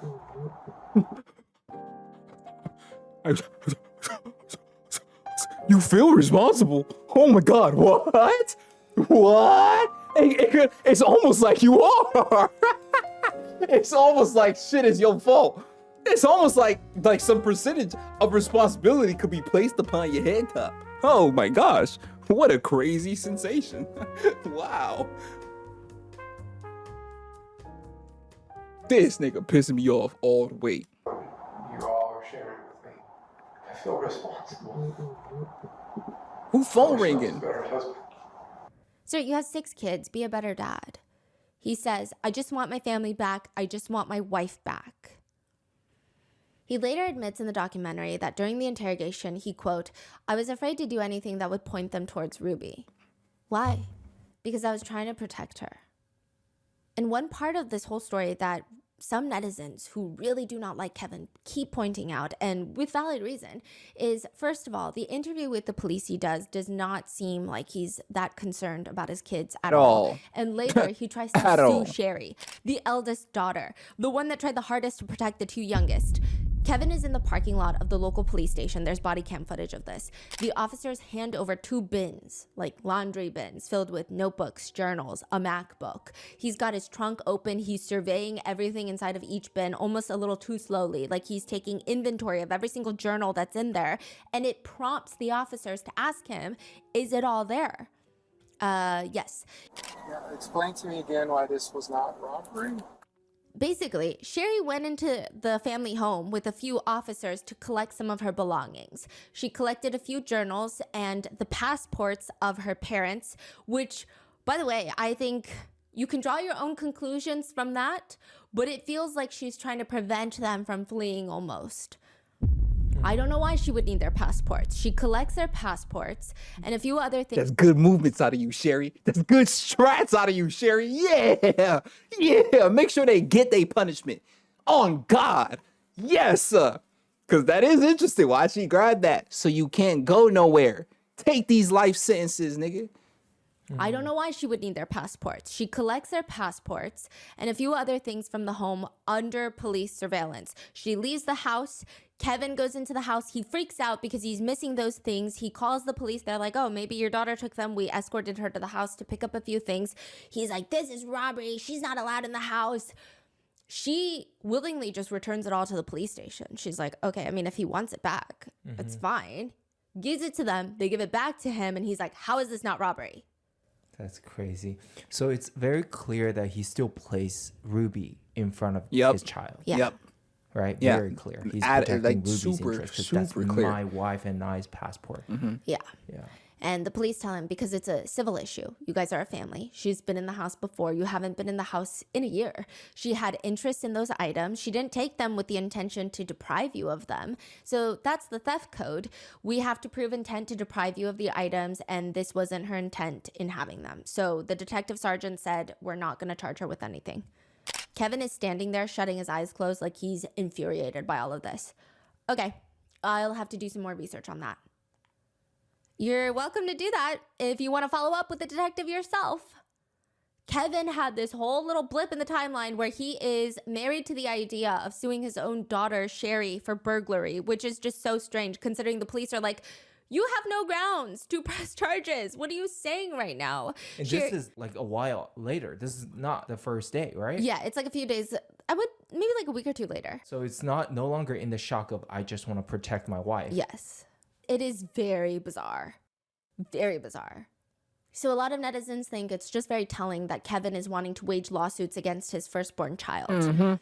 Now, Sherry specifically took her parents' passports, which again, very interesting. More interesting when you hear from Jodi Hildebrandt, Jodi's niece, that when Jodi was going through everything, her issues in court with Adam, she fled the country briefly. Oh, Jodi did. Just seems like maybe there was Really? an idea, maybe there was a thought, maybe there was a suspicion, an inkling, a gut feeling, intuition. Speaking of the journals that were taken from the home and subsequently returned to Kevin, there is an aspect of this case that hasn't been uncovered quite yet, and those are the pen papers. Apparently, Jodi instructed Ruby to write down all of her visions in a leather-bound journal that they called the pen papers. Nobody else was allowed to read these pen papers. This is separate from the journal that was discovered and was entered into evidence, which was Ruby's documentation of the torture that happened. This is separate. In a separate police interview, Kevin asks, "Have you found the pen papers?" The police tell him, "We have Ruby's journal." No, so she wouldn't write that stuff she wrote in the pen papers. She would not write that in her journal. The stuff she wrote in the pen papers was not intended to be read by anybody until God would decree them to be written into scripture for the whole world to read. So it described all the visions and trances and everything that Jodi and Ruby went into. If you're wondering what kind of visions Jodi would have, You know the level of arrogance you gotta have to assume that what you write down from these cryptic ass dreams or whatever you be having, God gonna make it official. God gonna put his stamp on it. You specifically.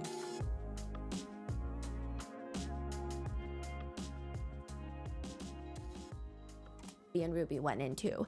If you're wondering what kind of visions Jodi would have, Kevin says that one of her visions is Jodi walking along the beach with someone next to her, Jesus. He stops and he turns to her, "Walk on the water." Jodi would have these visions of her walking on the water with the Heavenly Father and the Heavenly Mother, and she learned that in heaven she had this massive pet lion named Charles. She would ride around this pet lion, and Charles is the giant pet. She would ride on it. Boy, that sounds like a good shroom trip right there. You in heaven with a lion named Charles. Charles the lion. I ain't gonna lie, tribe. Whatever she's smoking on, we needs it. Pet lion. We needs Charles a pack is the or two. giant pet. She would ride on it. I don't know. Are we sure she's not on drugs? That's what A I'm. lot of people you believe feel- whatever is in those pen papers would provide much more information on how much Kevin was involved exactly. But other netizens disagree. They say if he was involved, then finding those pen papers would probably incriminate him. Now, side note, it does seem like the police did find a leather-bound notebook, but it was revealed to have been empty. And there are speculations that a third party, Pam, a woman named Pam, went in and allegedly tossed out the pen papers. We don't know for sure. That is the speculation. That is the netizen argument. That is the conspiracy. And I don't think that with Ruby and Jodi being behind bars, things are over. A recent civil lawsuit was filed by a man named Michael, who states that his ex-wife, the mother of his children, is still a devoted follower of Ruby and Jodi. She refuses to acknowledge their arrests and their guilty pleas. She is on board with connections still to this day. Who is this? This is a couple that went into marriage counseling with Jodi. This is not Pam. No, this is not Pam. So some random But he's saying, like, NPCs. my wife fully believes this stuff still to this day. And you so with now her? netizens are divided on who to mainly blame. Everyone's to blame, but who is the most to blame has been a conversation. There's a huge group of people that are concerned that Jodi might get away with less time and repercussions than Ruby because of a huge focus of this case has been Ruby for obvious reasons. These are her children that she has the duty to protect that she failed, but additionally, she has the YouTube audience. A lot of people are terrified that if Jodi gets out, she's going to go straight back into counseling. One Redditor explains that her husband was in the group counseling for 7 years. They spent over $100,000 on Jodi's counseling programs. And over the years, it just taught them, brainwashed them into thinking that the husband was this perverse monster that needed to be watched out for. Jodi would also just do some really odd things. She said, one especially odd week my husband attended, one man was struggling with looking at gay porn, and they decided this man wasn't actually gay, but just hadn't received enough healthy touch from his father growing up. So Jodi said the cure to this healthy masculine touch, they made my husband lay down and cuddle him, spooning him the whole meeting. It was just strange. Men would switch off every week who were supposed to cuddle him. So every week they had a different person cuddling him. So a lot of people think that Jodi is doing all of this because she is very upset at the world that she grew up in a conservative household that did not allow her to be who she is, which is not an excuse at all. It just seems like this is a reoccurring theme that keeps Yo, Jodi ain't get enough cuddles growing up. Neither did I, but I'm always down for a good cuddle. With someone I am close with, though. If you a random person, but who's comfortable with cuddling with random people? It just seems like this is a reoccurring theme that keeps happening, and she keeps taking her anger out on people. Sherry writes in her book, "A part of me pitied her, a repressed, self-loathing, deeply damaged woman, trapped in an environment in which she felt compelled to conceal her true nature, surrounded by women who she couldn't have, women who were married to men she resented. In her mind, this was her only path to justice: crush the sperm donors and liberate the females." Other people think Jodi's bad, but it's still Ruby and Kevin's duty to protect their own kids. Yes. A lot of netizens say that you can brainwash each other. Yeah, you can, all you want. But nobody could brainwash them into harming their kids. Yes. That's what netizens with children feel. That's what I'm saying. One person and I don't have comments, kids. "When the little boy was asked who put the duct tape on him, who poured pepper and honey into his wounds, he told authorities it was his mom." Another netizen writes, "She was happy for the kids to be abused until she was caught. Then it was someone else's fault and she was controlled by Jodi. I think she's worse than Jodi. She allowed her own children to be abused, and that's gross." Or another reading, "Does she not realize she's worse than Jodi? These are her kids. She tortured her kids for years and enjoyed it." This is all One facts, netizen though. comment says, There's no "Crazy other that side to when Jodi this. was possessed, she invited her into their home and Ruby slept in the bed with her, comforting her. But when her kids are, quote, possessed, she chained them up and almost took their lives." I would say that most netizens believe that both Jodi and Ruby are equally at fault. And yes, Jodi has been wanting to do this to people. She had been doing this to people like her own niece, Jodi Hildebrandt. But Ruby clearly had something deep inside of her that let this happen. Adam, another victim of Jodi's from part 2, says, "Now here's what I do want to say. I don't like Ruby Franke, but I don't know her. I just think that you have to be a selfish person to fall for Jodi's stuff. She's got a certain kind of carrot that gets a certain kind of people. But Ruby Franke would have never done any of this stuff if Jodi Hildebrandt hadn't been the mastermind and just completely created this." Sherry, Ruby's own daughter, states in the new documentary, "Looking back on it, I don't think Ruby's a good person. I think she was already an abusive mother before, and then obviously it escalated dramatically in the last couple of years. And the fact..." Because I was going to say, what do y'all think? If Jodi was removed from the situation, do you think Ruby would have continued on the path, just slightly de-escalated, but still just as bad? I think so. Because already it was happening. Jodi just put gasoline on the fire. Jodi validated, but now we get into the question of, was Ruby crashing out and slowly spiraling because netizens were realizing she is not a good mom, and this whole time she's been trying to give the image of being the best mom with the best family? When you spend years curating such an image and it's forcibly removed from you, you then have to make a new image, or you double down on being a better mom. But the decisions you make in that's the confusion I'm reaching, because you would actually then attempt to be a good mom, right? If you realize, oh, I wasn't that good. But instead, she took her anger out on her kids, became more and more controlling, started saying that there was something inherently wrong with them, because of course it's not her fault. She's the perfect mom. Oh my gosh, bro. This is like on a psychological level, this is sickening. An abusive mother before, and then obviously it escalated dramatically in the last couple of years. And the fact that Ruby went as far as she did, I wouldn't blame that on Jodi. She just set off things in Ruby that were already in her heart. But one person that does not get talked about as much is a woman named Pam Botcher. Like, who is her? Pam is the president of Connections Foundation, who also happens to be a mother of 7 and a grandmother of 14. If you go on the Connections website, it's all about Jodi, Pam, and Ruby. They were known as the Three Musketeers. Now, not that Kevin is... There's no way this thing is still on.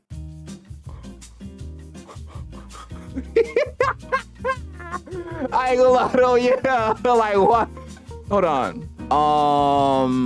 Dang! 103 likes but 2,000 comments. Oh my god, they on their body. Wait, hold on. I love knowing that I should not trust anyone until that person has been consistently worthy of trust. It is my responsibility to be trustworthy, and it is my responsibility it is my responsibility to know if someone is trustworthy. Something you will never have again. Trust? You're talking about trust? Oh my gosh. Those kids trusted you at some point. To be continued. Hope the soul. Oh my god. I didn't mean to like that. I'm sorry. But hope the soap is extra slippery tomorrow. Nah. No sympathy. Am I gonna get a virus?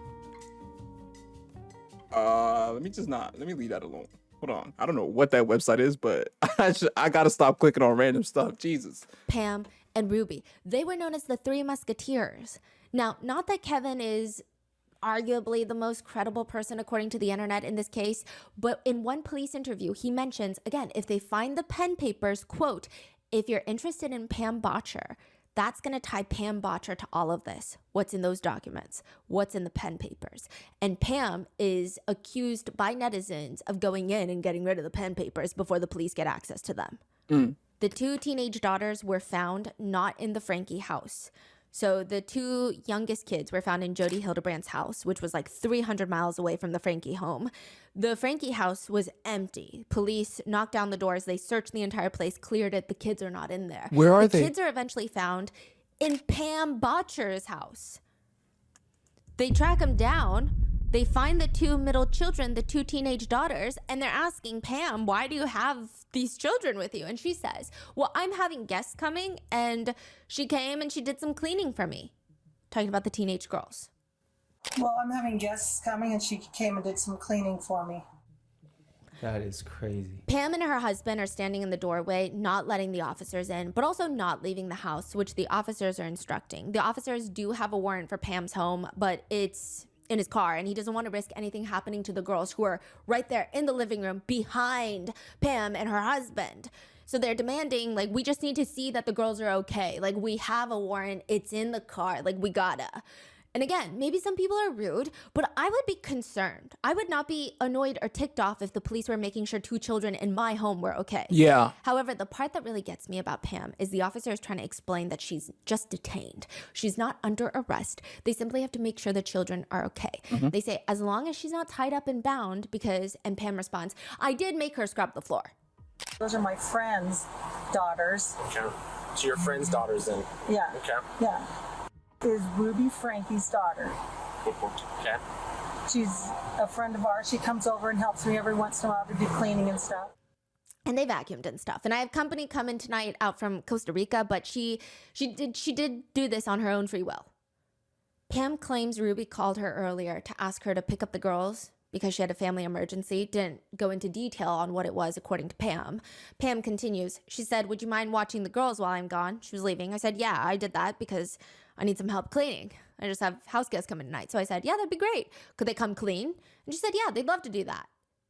Do you remember in part 1, Ruby was obsessed with them cleaning? And like they would clean the baseboards. That would be punishment for them. Yeah. It's crazy. Also, Yeah. Pam's husband has the energy of a potato that has all of those green sprouts and is probably poisonous. He is told that Ruby Franke, the mother of the two teenage girls that he likely just watched scrub his floors, was arrested for child abuse. He says, the biggest thing that bugs me is that my wife is sitting in a patrol car. That's the thing that gets me. I feel bad for my wife. She's sitting there, and this is the first time in the world that I've ever had a police car sitting in my driveway. I got all the neighbors driving by. Does nobody in this entire town have their head screwed on straight? I don't think so. Who cares about what John from down Nobody the cares street about the thinks? kids, Get bro. a grip, everyone. Fuck John from down the Your street. friend was arrested for child abuse, and you have two of her kids in your home. He also goes on a whole unsolicited rant about drug testing. He comments that there's so many officers at his house now. This is like what happens when there's some big drug bust or something. You can run a background check on me. We're not too concerned with that right now, sir. Been drug tested, I've been everything, you know? Is that the only way to detain someone, though, is to put them in handcuffs? What is this nigga talking about? Concerned about his wife. Pam is fine. Pam's a grown-up. It's fine. Is there not one single adult in this case that cares about children more than themselves and fellow adults? I'm so perplexed. Think so. Pam's gonna be fine. She's in the back of a cop car, AC blasting. They probably have the radio on for her. She's fine. And then he goes back to, at least you guys don't have the lights flashing, right? That would be even worse. I never had a police car in my driveway. Later, when more officers arrive to question Pam, she says confidently that the kids were here to clean her house. She also stops mid-sentence, mouth agape, just staring at the road, and she says, "Oh, I was gonna say, if that was one of my neighbors, that would be embarrassing." She complains, "I know you were just here trying to do your jobs, but these girls come to clean my house, and pretty soon I'm in the back of a police car," and I'm like, oh my gosh. I mean, I know it's not your fault. You're just trying to do your job, but I don't even watch scary police shows or anything. I'm such a scaredy cat. Yo, hey, I ain't gonna lie. I don't know if it's just me, but it's like when people are in situations that require actual brain, like for you to be moving, like normally or at least logically, it's like the lack of it is infuriating. Like if you sit in the back of a cop car and they asking you about something and clearly something else is going on, why do you keep on bringing what the neighbors gonna think of you? Should you not be more concerned with the fact that, I don't know, maybe these two kids have something horrible going on with their lives and they're here at your house and you saying that you making them clean, but you talking about, oh, I hope you don't turn the lights on. I've been drug tested. What the fuck are you talking about? What are you talking about? Okay, pick me, Pam. A netizen comments in all these interviews, not one person who is detained or questioned asked if the children were okay. You feel me? Another comments, why is the couple not shocked that their friends are being accused of child abuse? They need to be investigated as well. You feel me? Good friends' kids to have them clean your house. Zero concern when hearing about the child abuse allegations. They're all in some sort of child abuse cult, it seems. Jodi's niece, Jessie, says that they remember Pam back in the day when they were held captive in Jodi's home. Really? When I was living with Jodi, Pam Botcher was around. She was Jodi's best friend, and I didn't realize that she was connected in this. I mean, I have very strong feelings towards Pam because of not what she was directly applying. She wasn't actually involved, but she was one of the people that was constantly surveilling the surveillance of reporting back to Jodi. Sherry states in her book about Jodi, Ruby, and Pam, and not in like an accusatory way, but she just states they were the three musketeers of the apocalypse, ready to follow each other literally to the ends of the earth. Again, any and all allegations against Pam Botcher are completely just netizen speculations. She has not been charged of any crime, nor has she been considered a public suspect of any case, but it's just something that has made people think. Which brings us to Kevin. Now, I do want to mention one thing about Kevin. I think Kevin is very complicated. I know a lot of people online seem to have very strong opinions about Kevin, especially with this new documentary coming out. I don't think it's doing him any favors. And I'm hoping to summarize both sides. But it seems like Kevin is trying to be a part of his children's lives. But more importantly, his children are working on rebuilding their relationship with Kevin. Okay. And I think for that alone, I don't think it's my place to have an opinion. Okay. In defense of Kevin. Hey, we all about the kids here. If the kids want to rebuild the relationship with the pops, who are we to stop them, you know? Hey, listen, I said everybody need a parent, but a good one. You know? Whatever ensures their happiness. But I'm always gonna side-eye Kevin. It's just within my nature. I'm always gonna look at the nigga like, I know. You better buy as many presents you can this Christmas. Every birthday, there better be 10 gifts per kid. You better not miss a game, a graduation. Anything they need. You better be there stat pronto ASAP. No hesitation. If you want to be a dad all the way through. Not just, I'm the dad. Actually perform as a father with your actions, my nigga. Alone, I don't think it's my place to have an opinion. True. In defense of Kevin, one Reddit post reads, In defense please of help, Kevin. Connection Solitude program. Has anyone heard of the Solitude thing? I have a friend who is in the Connections group for over a year, and I've seen the extreme negative effects that it's had on his self-esteem and overall happiness levels, and it seems to be destroying his marriage. But recently, things went up 10 notches when he sent out texts telling his family and friends that he will no longer be communicating with them at all, and he wouldn't be communicating with Any his own advice would wife help either. greatly. It has been about 2 months since anyone has heard from him. He didn't even call or text his mom for Mother's Day. He says he's doing his time of solitude until his connection with God has improved. We're all extremely worried about him. Any advice would help greatly, especially if anyone has information on this solitude program. Thanks in advance. One person comments, I'm so sorry. I also drank the Kool-Aid for about 10 minutes. I think the individuals who are doing this, they're trying to set boundaries. So I get the feeling the more you pry and try to have contact, the more they see this as control. So they're saying this is a thing that Jodi does consistently. She forces men out of their families and refuses to let them have contact with any of their family members. So people think she was trying to do this with Adam Paul Steed from part 2. Maybe she did this with Kevin Franke as well. Kevin was asked by authorities why. I ain't gonna lie, bro. My kids gonna have to tell me they don't want me in their lives for me to not be around him. Kevin was asked by authorities why he and Ruby had separated, and he said, The reasons are because of ways that I treated my wife and What that got to do with the kids? Addictions that I was working through and seeking help on with So a lot of people in support and in defense of Kevin think that the same thing that happened to Adam is now happening to Kevin. The same process. Sherry does write in her book that Kevin even noticing an attractive woman at the gym was evidence of his astronomical level of distortion, and even speaking to a female coworker would be an unspeakable crime.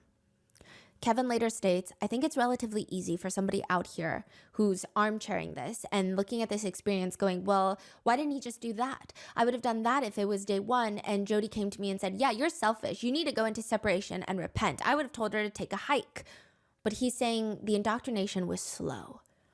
He's asked, why didn't you stand up to say no to this nonsense? He says, I know.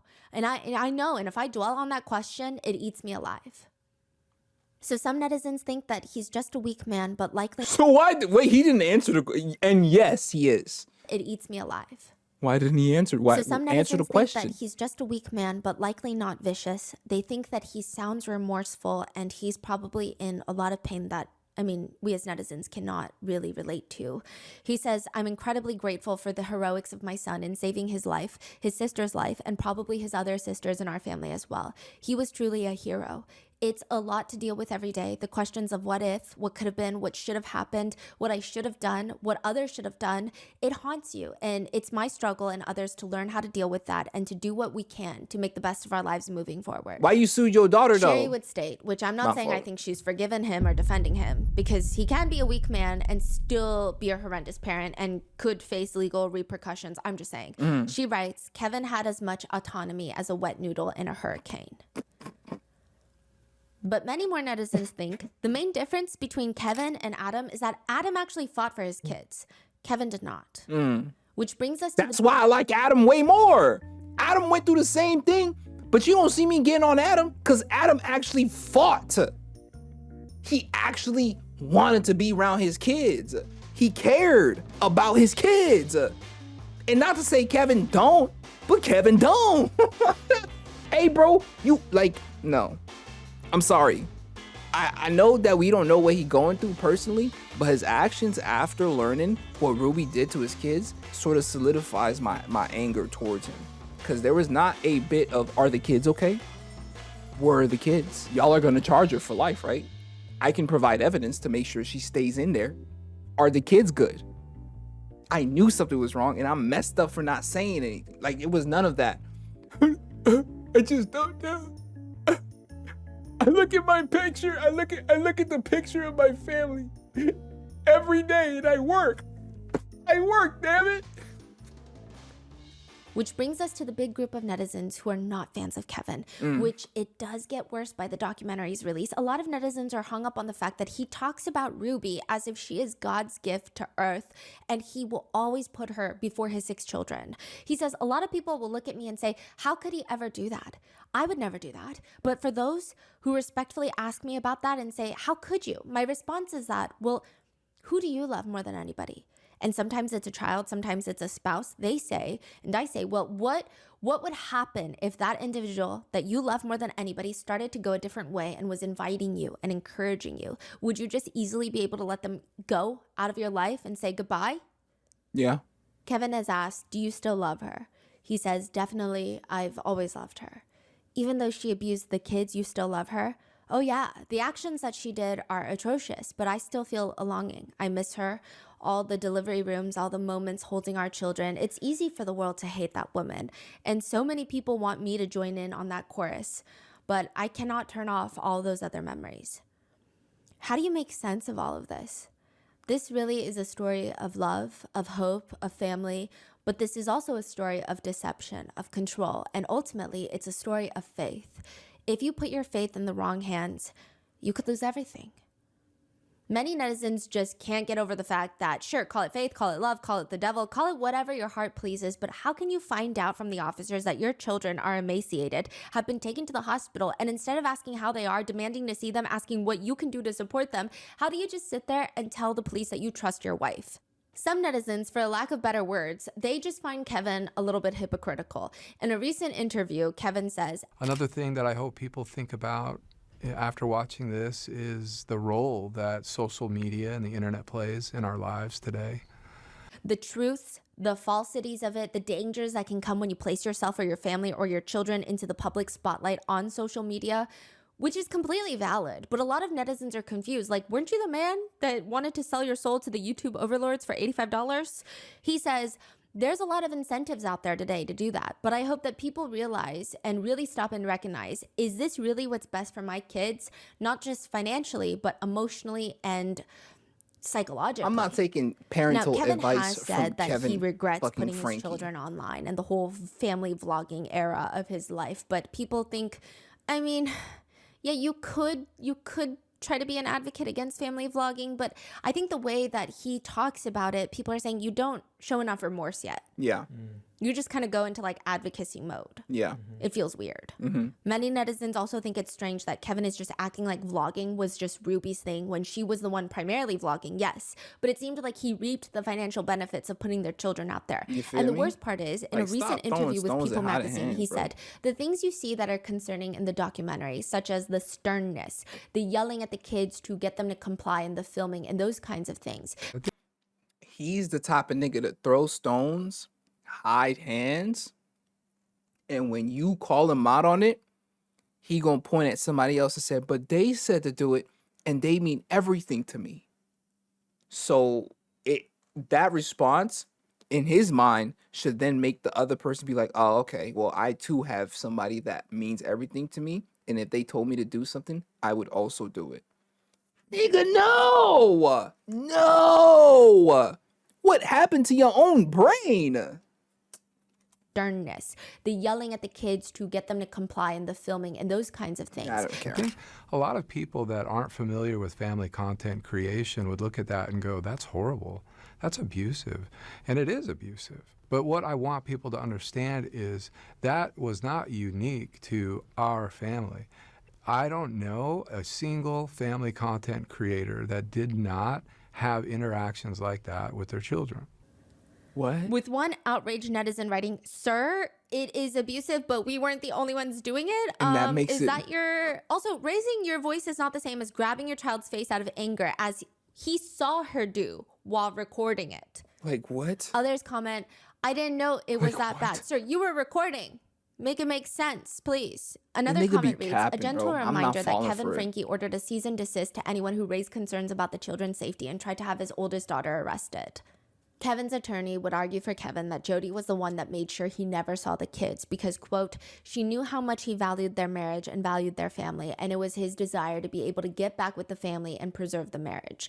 The attorney continues, he's a very gentle guy, and no one's ever made any allegations that he's ever physically abused those kids or anyone else. He just wants to do what's best for his kids and get them back, get them under his tutelage and his fathership to protect them.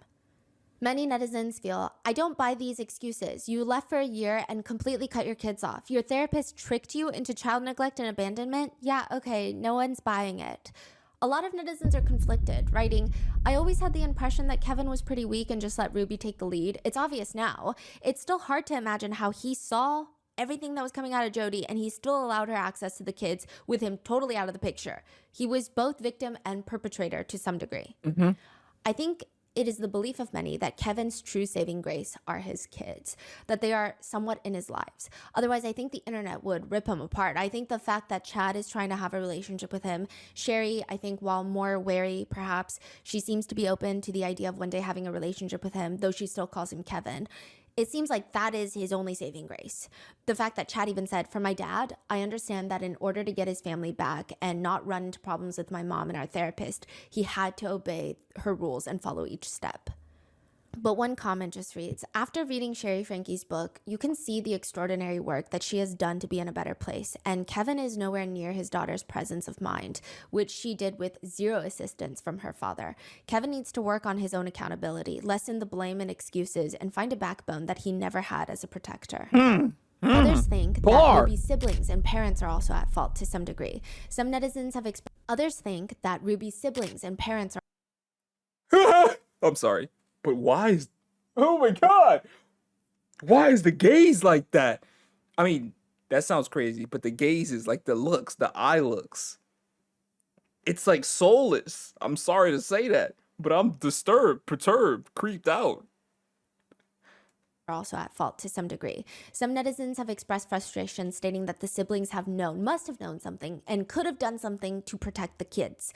Bonnie, Ruby's sister, has publicly come out to condemn Kevin, saying, the one person that could have done something and had the legal right was Kevin. It was Kevin's job to check in on things, and he did not.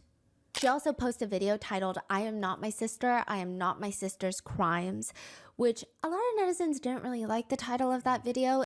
I was about to post a video yesterday or today, and you feel me? It's like, dang, I'm not really too sure how to feel about this. I get it. A lot of people were coming on to the siblings saying, how did you not protect your nieces and nephews? But at the same time, I think as an aunt myself, it's unhinged. Ruby's siblings explained that for the past few years, Ruby and Kevin have pushed them out of their lives because they all hated connections. Yeah. Bonnie says, my thoughts towards Ruby and Jodi and Kevin and connections is that it was all bullcrap. Okay. It was complete indoctrination of this thing that they created. I don't agree with how extreme they are on everything. I knew they were weird. I knew that they were off.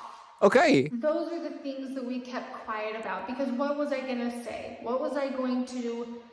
I was not going to come out and publicly say that I don't like my sister and I don't like what she's doing. Nah, I get it from that perspective. Weird. That is what we kept quiet about. Okay. Julie, another one of Ruby's sisters, says, we all saw it. We all felt weird about this Jodi lady. We weren't comfortable with it. We didn't like it. We didn't like the teachings Ruby was bringing to the family functions. And we were this close to telling her, if you come to our family events anymore, we do not want to hear what you were learning through connections because we don't like it. We never did say that to her, but we thought it. Anyway, so 3 years ago, Ruby and I hung out bottling tomatoes, and then a few weeks later, crap hit the fan, and she left the family. She did call my mom and yelled at my mom on the phone for 45 minutes and accused her of things that were not true. Basically, I'm here to say that I had no idea what was happening. Like Bonnie mentioned in her video, we are not going to let Ruby destroy another thing in our lives. We have our platforms where we try and bring brightness and positivity into other people's lives, and that is why we didn't talk about Ruby in our content for the past 3 years. Sherry writes in her book, it took around 2 to 3 years before Ruby would cut ties entirely with her family. And as I watched Ruby delete contact after contact from her phone, I couldn't help but wonder, was this healing? I will say, I don't think it's right for people to blame Ruby's siblings and parents for things that they would not have known, because we don't know what they knew. We don't know how much Ruby was telling them. That's what I'm saying. I don't know how to feel, because it's like I can't get mad at them. Probably not much. But I do think a lot of netizens didn't like their reactions. It came off very angry, and it came off a little bizarre. It just felt like they wanted more sympathy for the process that they as a family unit were going through, rather than just feeling protective over their nieces and nephews. Exactly. Oh my God, you worded that so beautifully. Rather than just feeling protective over their nieces and nephews. Yeah. Making things even more complicated is that most of Ruby's siblings are family vloggers. Some of them are more aggressively family vloggers, and some of them are more vloggers that show their families, which Sherry has been an incredible advocate for passing laws for family vlogging and child influencers. She recently got a bill passed in Utah legislature, and they are waiting for the governor to just sign it to become law. It's a bill aimed at protecting children of family vloggers. It would require parents to set aside a portion of their earnings into a trust fund for their children. Kind of like if you had a child that was in Hollywood, you have to set aside money for them for when they turn 18 if they're working as a child. And there's another part of that bill that is when that child turns 18, they have the right to request the removal of any and all content that they are featured in. Utah is one of the biggest states for family vlogging, so this is monumental. And again, please read Sherry's book. I think even if it's like, yeah, family vlogging is bad, by reading her book, it does provide such a visceral perspective that honestly, I think it changed my brain chemistry on pretty much everything that has to do with family vlogging. Sherry stated before, I would tell myself it doesn't matter what they say. I know how I feel about myself. I think I believed that for a while, but I would always find myself just checking comments on Instagram, on YouTube, just to see what people had to say about whether it was good or bad. It's like, okay, I just want to be aware of what people are saying, I guess. And personally speaking, I could probably work myself into a full-blown panic attack just by going and seeking out negative comments on the internet. And I'm an adult with a whole support system. Sherry, I mean, this was when she was a child. I read through old snark forums, not on Reddit, like a different website that should never be named and should not even exist. These are comments from 2016, before Ruby Franke was canceled. The comments that people are leaving about Ruby Franke's children, about literal 7-year-olds, were some of the most disgusting things I've ever read. Really? I'm not surprised. You would think that these children committed grave crimes against humanity. It was really deplorable. I mean, I genuinely had a crisis in the middle of the night one night where I'm like, who are these people? Are these adults doing this? Because that's crazy. Who seeks out these forums and goes on to have lengthy discussions about how much they hate, first of all, a 7-year-old child, and second of all, a 7-year-old child that they had never even met before. Losers. Sherry details one comment stuck with her, which was, Sherry's such a kiss ass. She's always ratting out her siblings and trying to be Ruby's favorite. So smug. Sherry remembers thinking, and she writes in her book, I'm not sucking up. I'm surviving. There's a difference. She says, family vlogging ruined my innocence long before Ruby committed a crime. I promise you that my experiences are not unique and are happening to child influencers all over Utah and the country. So this makes everything kind of trickier considering Ruby's siblings. Many of them are still making family vlogging content with Sherry's cousins. And some of them have pivoted, so they show way less of their kids now after everything that's happened, but some of them have not. One of Ruby's sisters would even state that her vlogging is very different from 8 Passengers because her kids have a choice. They have a voice and they have a retirement fund growing for them when they turn into adults, which of course netizens have very mixed feelings about. As for Jessie, Jodi's niece, they say one of the worst parts of Jodi's abuse is that she makes you believe that you deserve it. They say, I was in it. I believed it real strong. Even when all this stuff was going on with Jodi, what made it so much worse is that I kept on internalizing it. I fully believed it. I fully believed that this was God's will.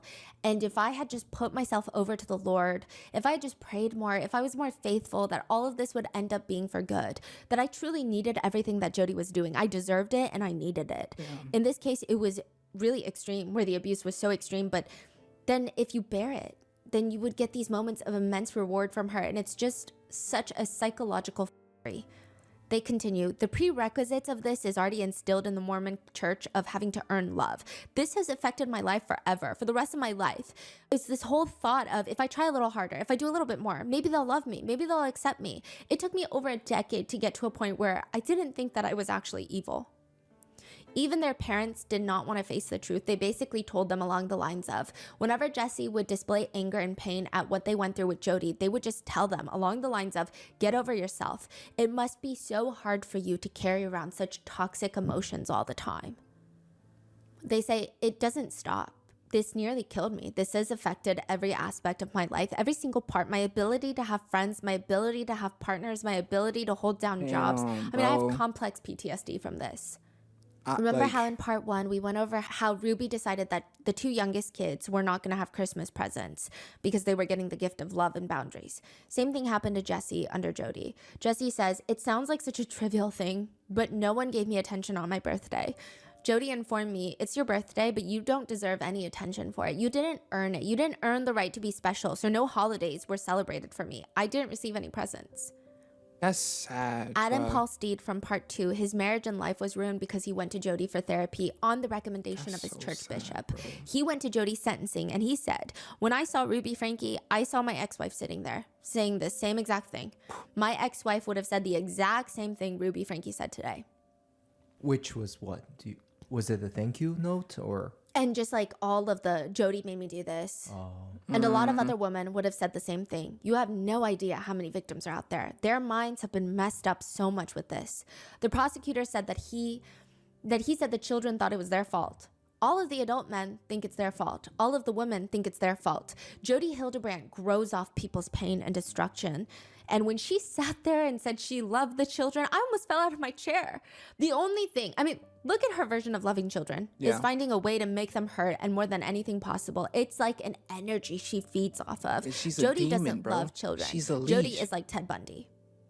Chad, the eldest son, was in the documentary and has been very transparent about how he's healing and dealing with everything. He's very active on his social media accounts. I'm standing on that. Hey, one more time. Jodi like Ted Bundy. I ain't gonna lie. Yeah. Oh my God. I might put that on a shirt. Hold on.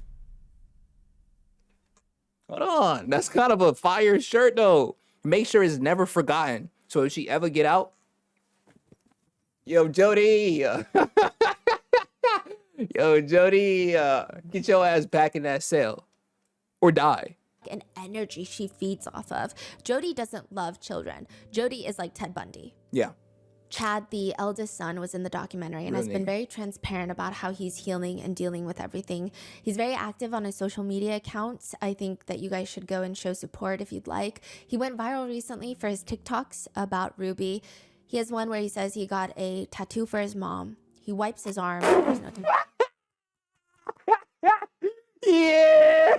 He has one where he says he got a tattoo for his mom. He wipes his arm and there's no tattoo. No. Or another one where he shows Mr. Beast making contestants sleep on a beanbag as a challenge, and he said he would have killed it. A lot of netizens are glad that... Chad, I don't want to laugh at this though. So you can't be... You feel me? Chad, you gotta chill. You can make those jokes. I just can't laugh too hard at them though. Bag as a challenge, and he... Why he look like that? He look like bro. I ain't gonna lie. I always liked Chad because there was a moment or a clip that I saw of him sitting next to his mom or whatever. His mom.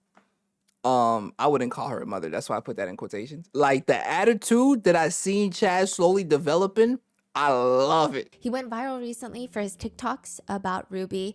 He has one where he says he got a tattoo for his mom. He wipes his arm and there's no tattoo. Or another one where he shows Mr. Beast making contestants sleep on a beanbag as a challenge, and he said he would have killed it. A lot of netizens are glad that he's able to find ways to cope and heal, and using humor seems to be a good method, hopefully. Yeah, hopefully. He's also a realtor, so if you guys have realtor needs. Hey! Chad says, I definitely hate the things Ruby did. I have no contact with her right now, and I don't plan to anytime soon. But then again, she's still blood. She's still my mom, and maybe down the road eventually I'll have a conversation with her. Chad is asked, do you miss her? He said, I miss a mother figure. I miss how she was when I was very young. But I think what she's going through is deserved. I don't think that she should get out till all the kids turn 18 years old. But that doesn't mean that I don't have love for her. Yeah, I get Sherry that. attended Ruby's sentencing. She said, I said I was not going to look at Ruby. Like, I don't care to see her. So I just stared at the judge the entire time. I personally have seen too many crocodile tears from her, so I can't say whether she's sorry. Sherry is asked by the documentary, where are you right now with Ruby? Like, where are you at with Ruby? I will never talk to her again. Like, whether she's the most apologetic person in the world or not, like, that doesn't change anything for me. We have one childhood and one mom, and that was mine. Sherry says, I'm still angry about what she did, of course. That's never going to go away. Who can be mad at I'm that? living my life, and I'm not letting her take any more of that than she's already taken. As you should. As for how she feels as about you Kevin, should, she Sherry. states, I would never forget the pain that he caused, ignored, and enabled. He has not been absolved, but I have chosen to release the burden of resentment that I held against him. By doing that, I was granting myself the freedom to heal. Yeah, as you should too. She has since announced that she is engaged and she is closing the public chapter of her life. She will no longer be sharing details about her future husband, her future children, but she will be posting about all the work that she's doing to protect children influencers and children that are used for family vlogging content creation. And hopefully she'll write more books. Even if they're fiction, I know that she's a huge history buff. I would read every single thing that she writes. She's an incredible writer. She has such a witty yet vulnerable voice. The way that she's able to balance it, even when she's talking about such personal, heavy topics, I think is a skill that most people don't have. Hold on, we might have to tap so again, in, go get her book. Kevin has since filed for divorce. He states that he requested that Ruby stop reaching out to him. He says in an interview, the last letter that I received from her from prison was maybe in March or April of last year, and then I requested the Department of Corrections to ask her to stop writing me. I didn't want to hear anymore. I didn't like what she was saying, and I'm not going to share that. That's between her and me, but it just didn't feel right, and it didn't feel good, and I'm very angry. I'm still very angry, and I need space, and I need time. I'm not ashamed to say that after being married over 20 years to that woman, I truly did and still do love her, but that doesn't excuse what she did, and it doesn't excuse how she hurt our children and how she hurt me. And there's some things, there's some bridges that you just can't cross and then cross back. She burned the bridges. As of today, I'm still working through the divorce. We're trying to reach a settlement. It's been a long process. That's probably the only sane thing he said. It appears that he has moved back into the family home and is currently seeking custody of the 4 underage children.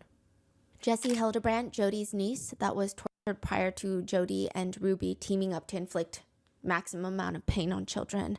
They are now a tattoo artist in Seattle. They say they're kind of like a grandma. Honestly, they are now a tattoo artist in Seattle. They say they're kind of like a grandma. That's fire. Honestly, they just like to stay home, make sourdough bread. They say it's an uphill battle of becoming happy and successful in the wake of no familial support and severe abuse. It's just inexplicable to describe. In a lot of ways, I do feel really lucky that I have been able to create the life that I have and to have the friends that I have, the chosen family that I have. I feel very fortunate. As for Adam, Jodi called him the most threatening, scary person that she had ever dealt with. Adam says, I guess that's my new claim to the most threatening. This nigga, the most threatening, scary. I mean, bro, he looked like he would hug a panda bear. Dollar like he giving me golden retriever vibes. This is like low-key one of the few white men that I'm not scared by. And I have a perpetual fear. I'm playing. I'm playing. I ain't scared of no white nigga. I ain't gonna lie. But you get what I'm saying. Like, he doesn't really give off any creepy vibes, though. As for Adam, Jodi called him the most threatening, scary person that she had ever dealt with. Adam says, I guess that's my new claim to fame. The most threatening person in Jodi's life. Oh, wait. I will be along with Jesse because I have the truth. And because of that, so many people will come forward. As for the case, Adam says about Jodi and Ruby, how dare you think you could do this and get away with it?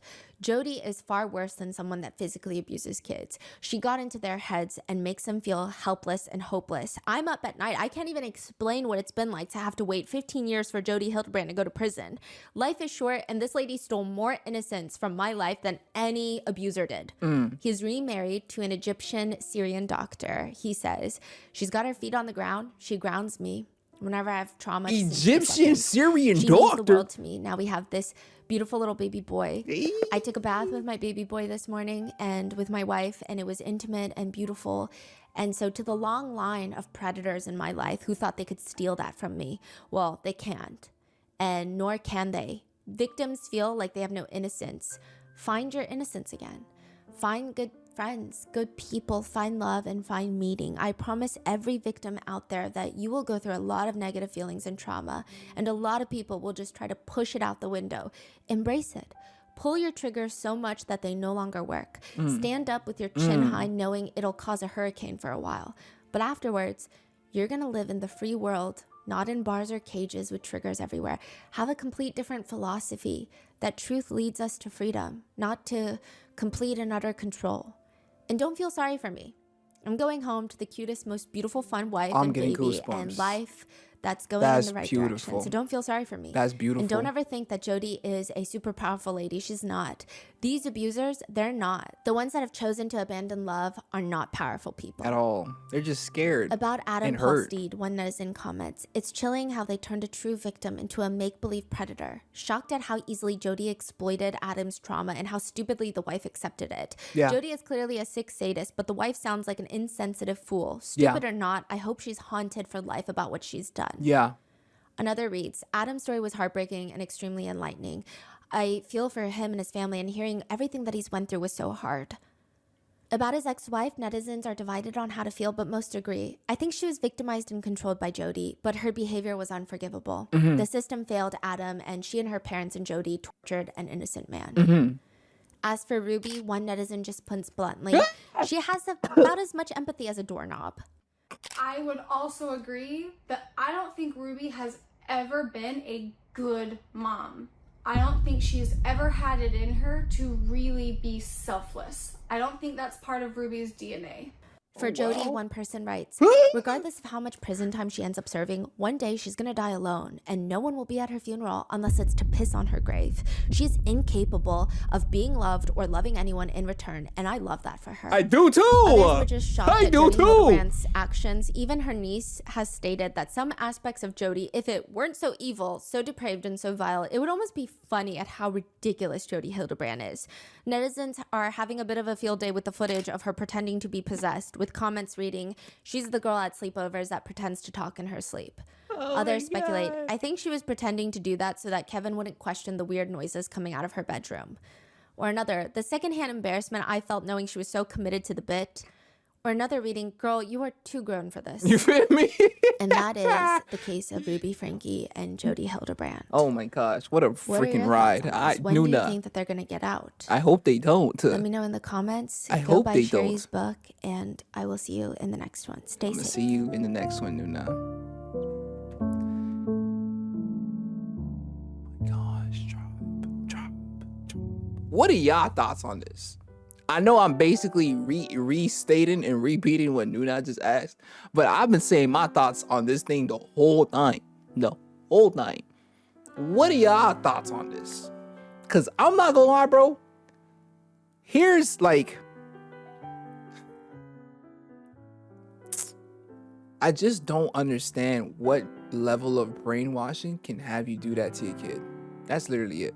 Like even in a situation where a person is like, pick which nephew to die, I'm dying. Cause bro, you gotta realize the aftermath of things. How you gonna live with yourself? I would never be able to live with myself. And you know what's making me like low-key itchy, tribe? The fact that she in there, she's yoga down right now. Like it's like a yoga community cult up in that sale. I'm actually happy that I watched part 4 because now it puts the final, like the period upon this whole saga. And it is kind of satisfying to see that they did end up in jail, reputations ruined, kids moving on, doing other things, Chad being funny. Like I actually really appreciated seeing that because I wasn't seeing none of that in the first 3 parts, and it was just pushing me into this space of when are they gonna get justice though? Because I knew it was gonna happen, I just hadn't seen it though, you know.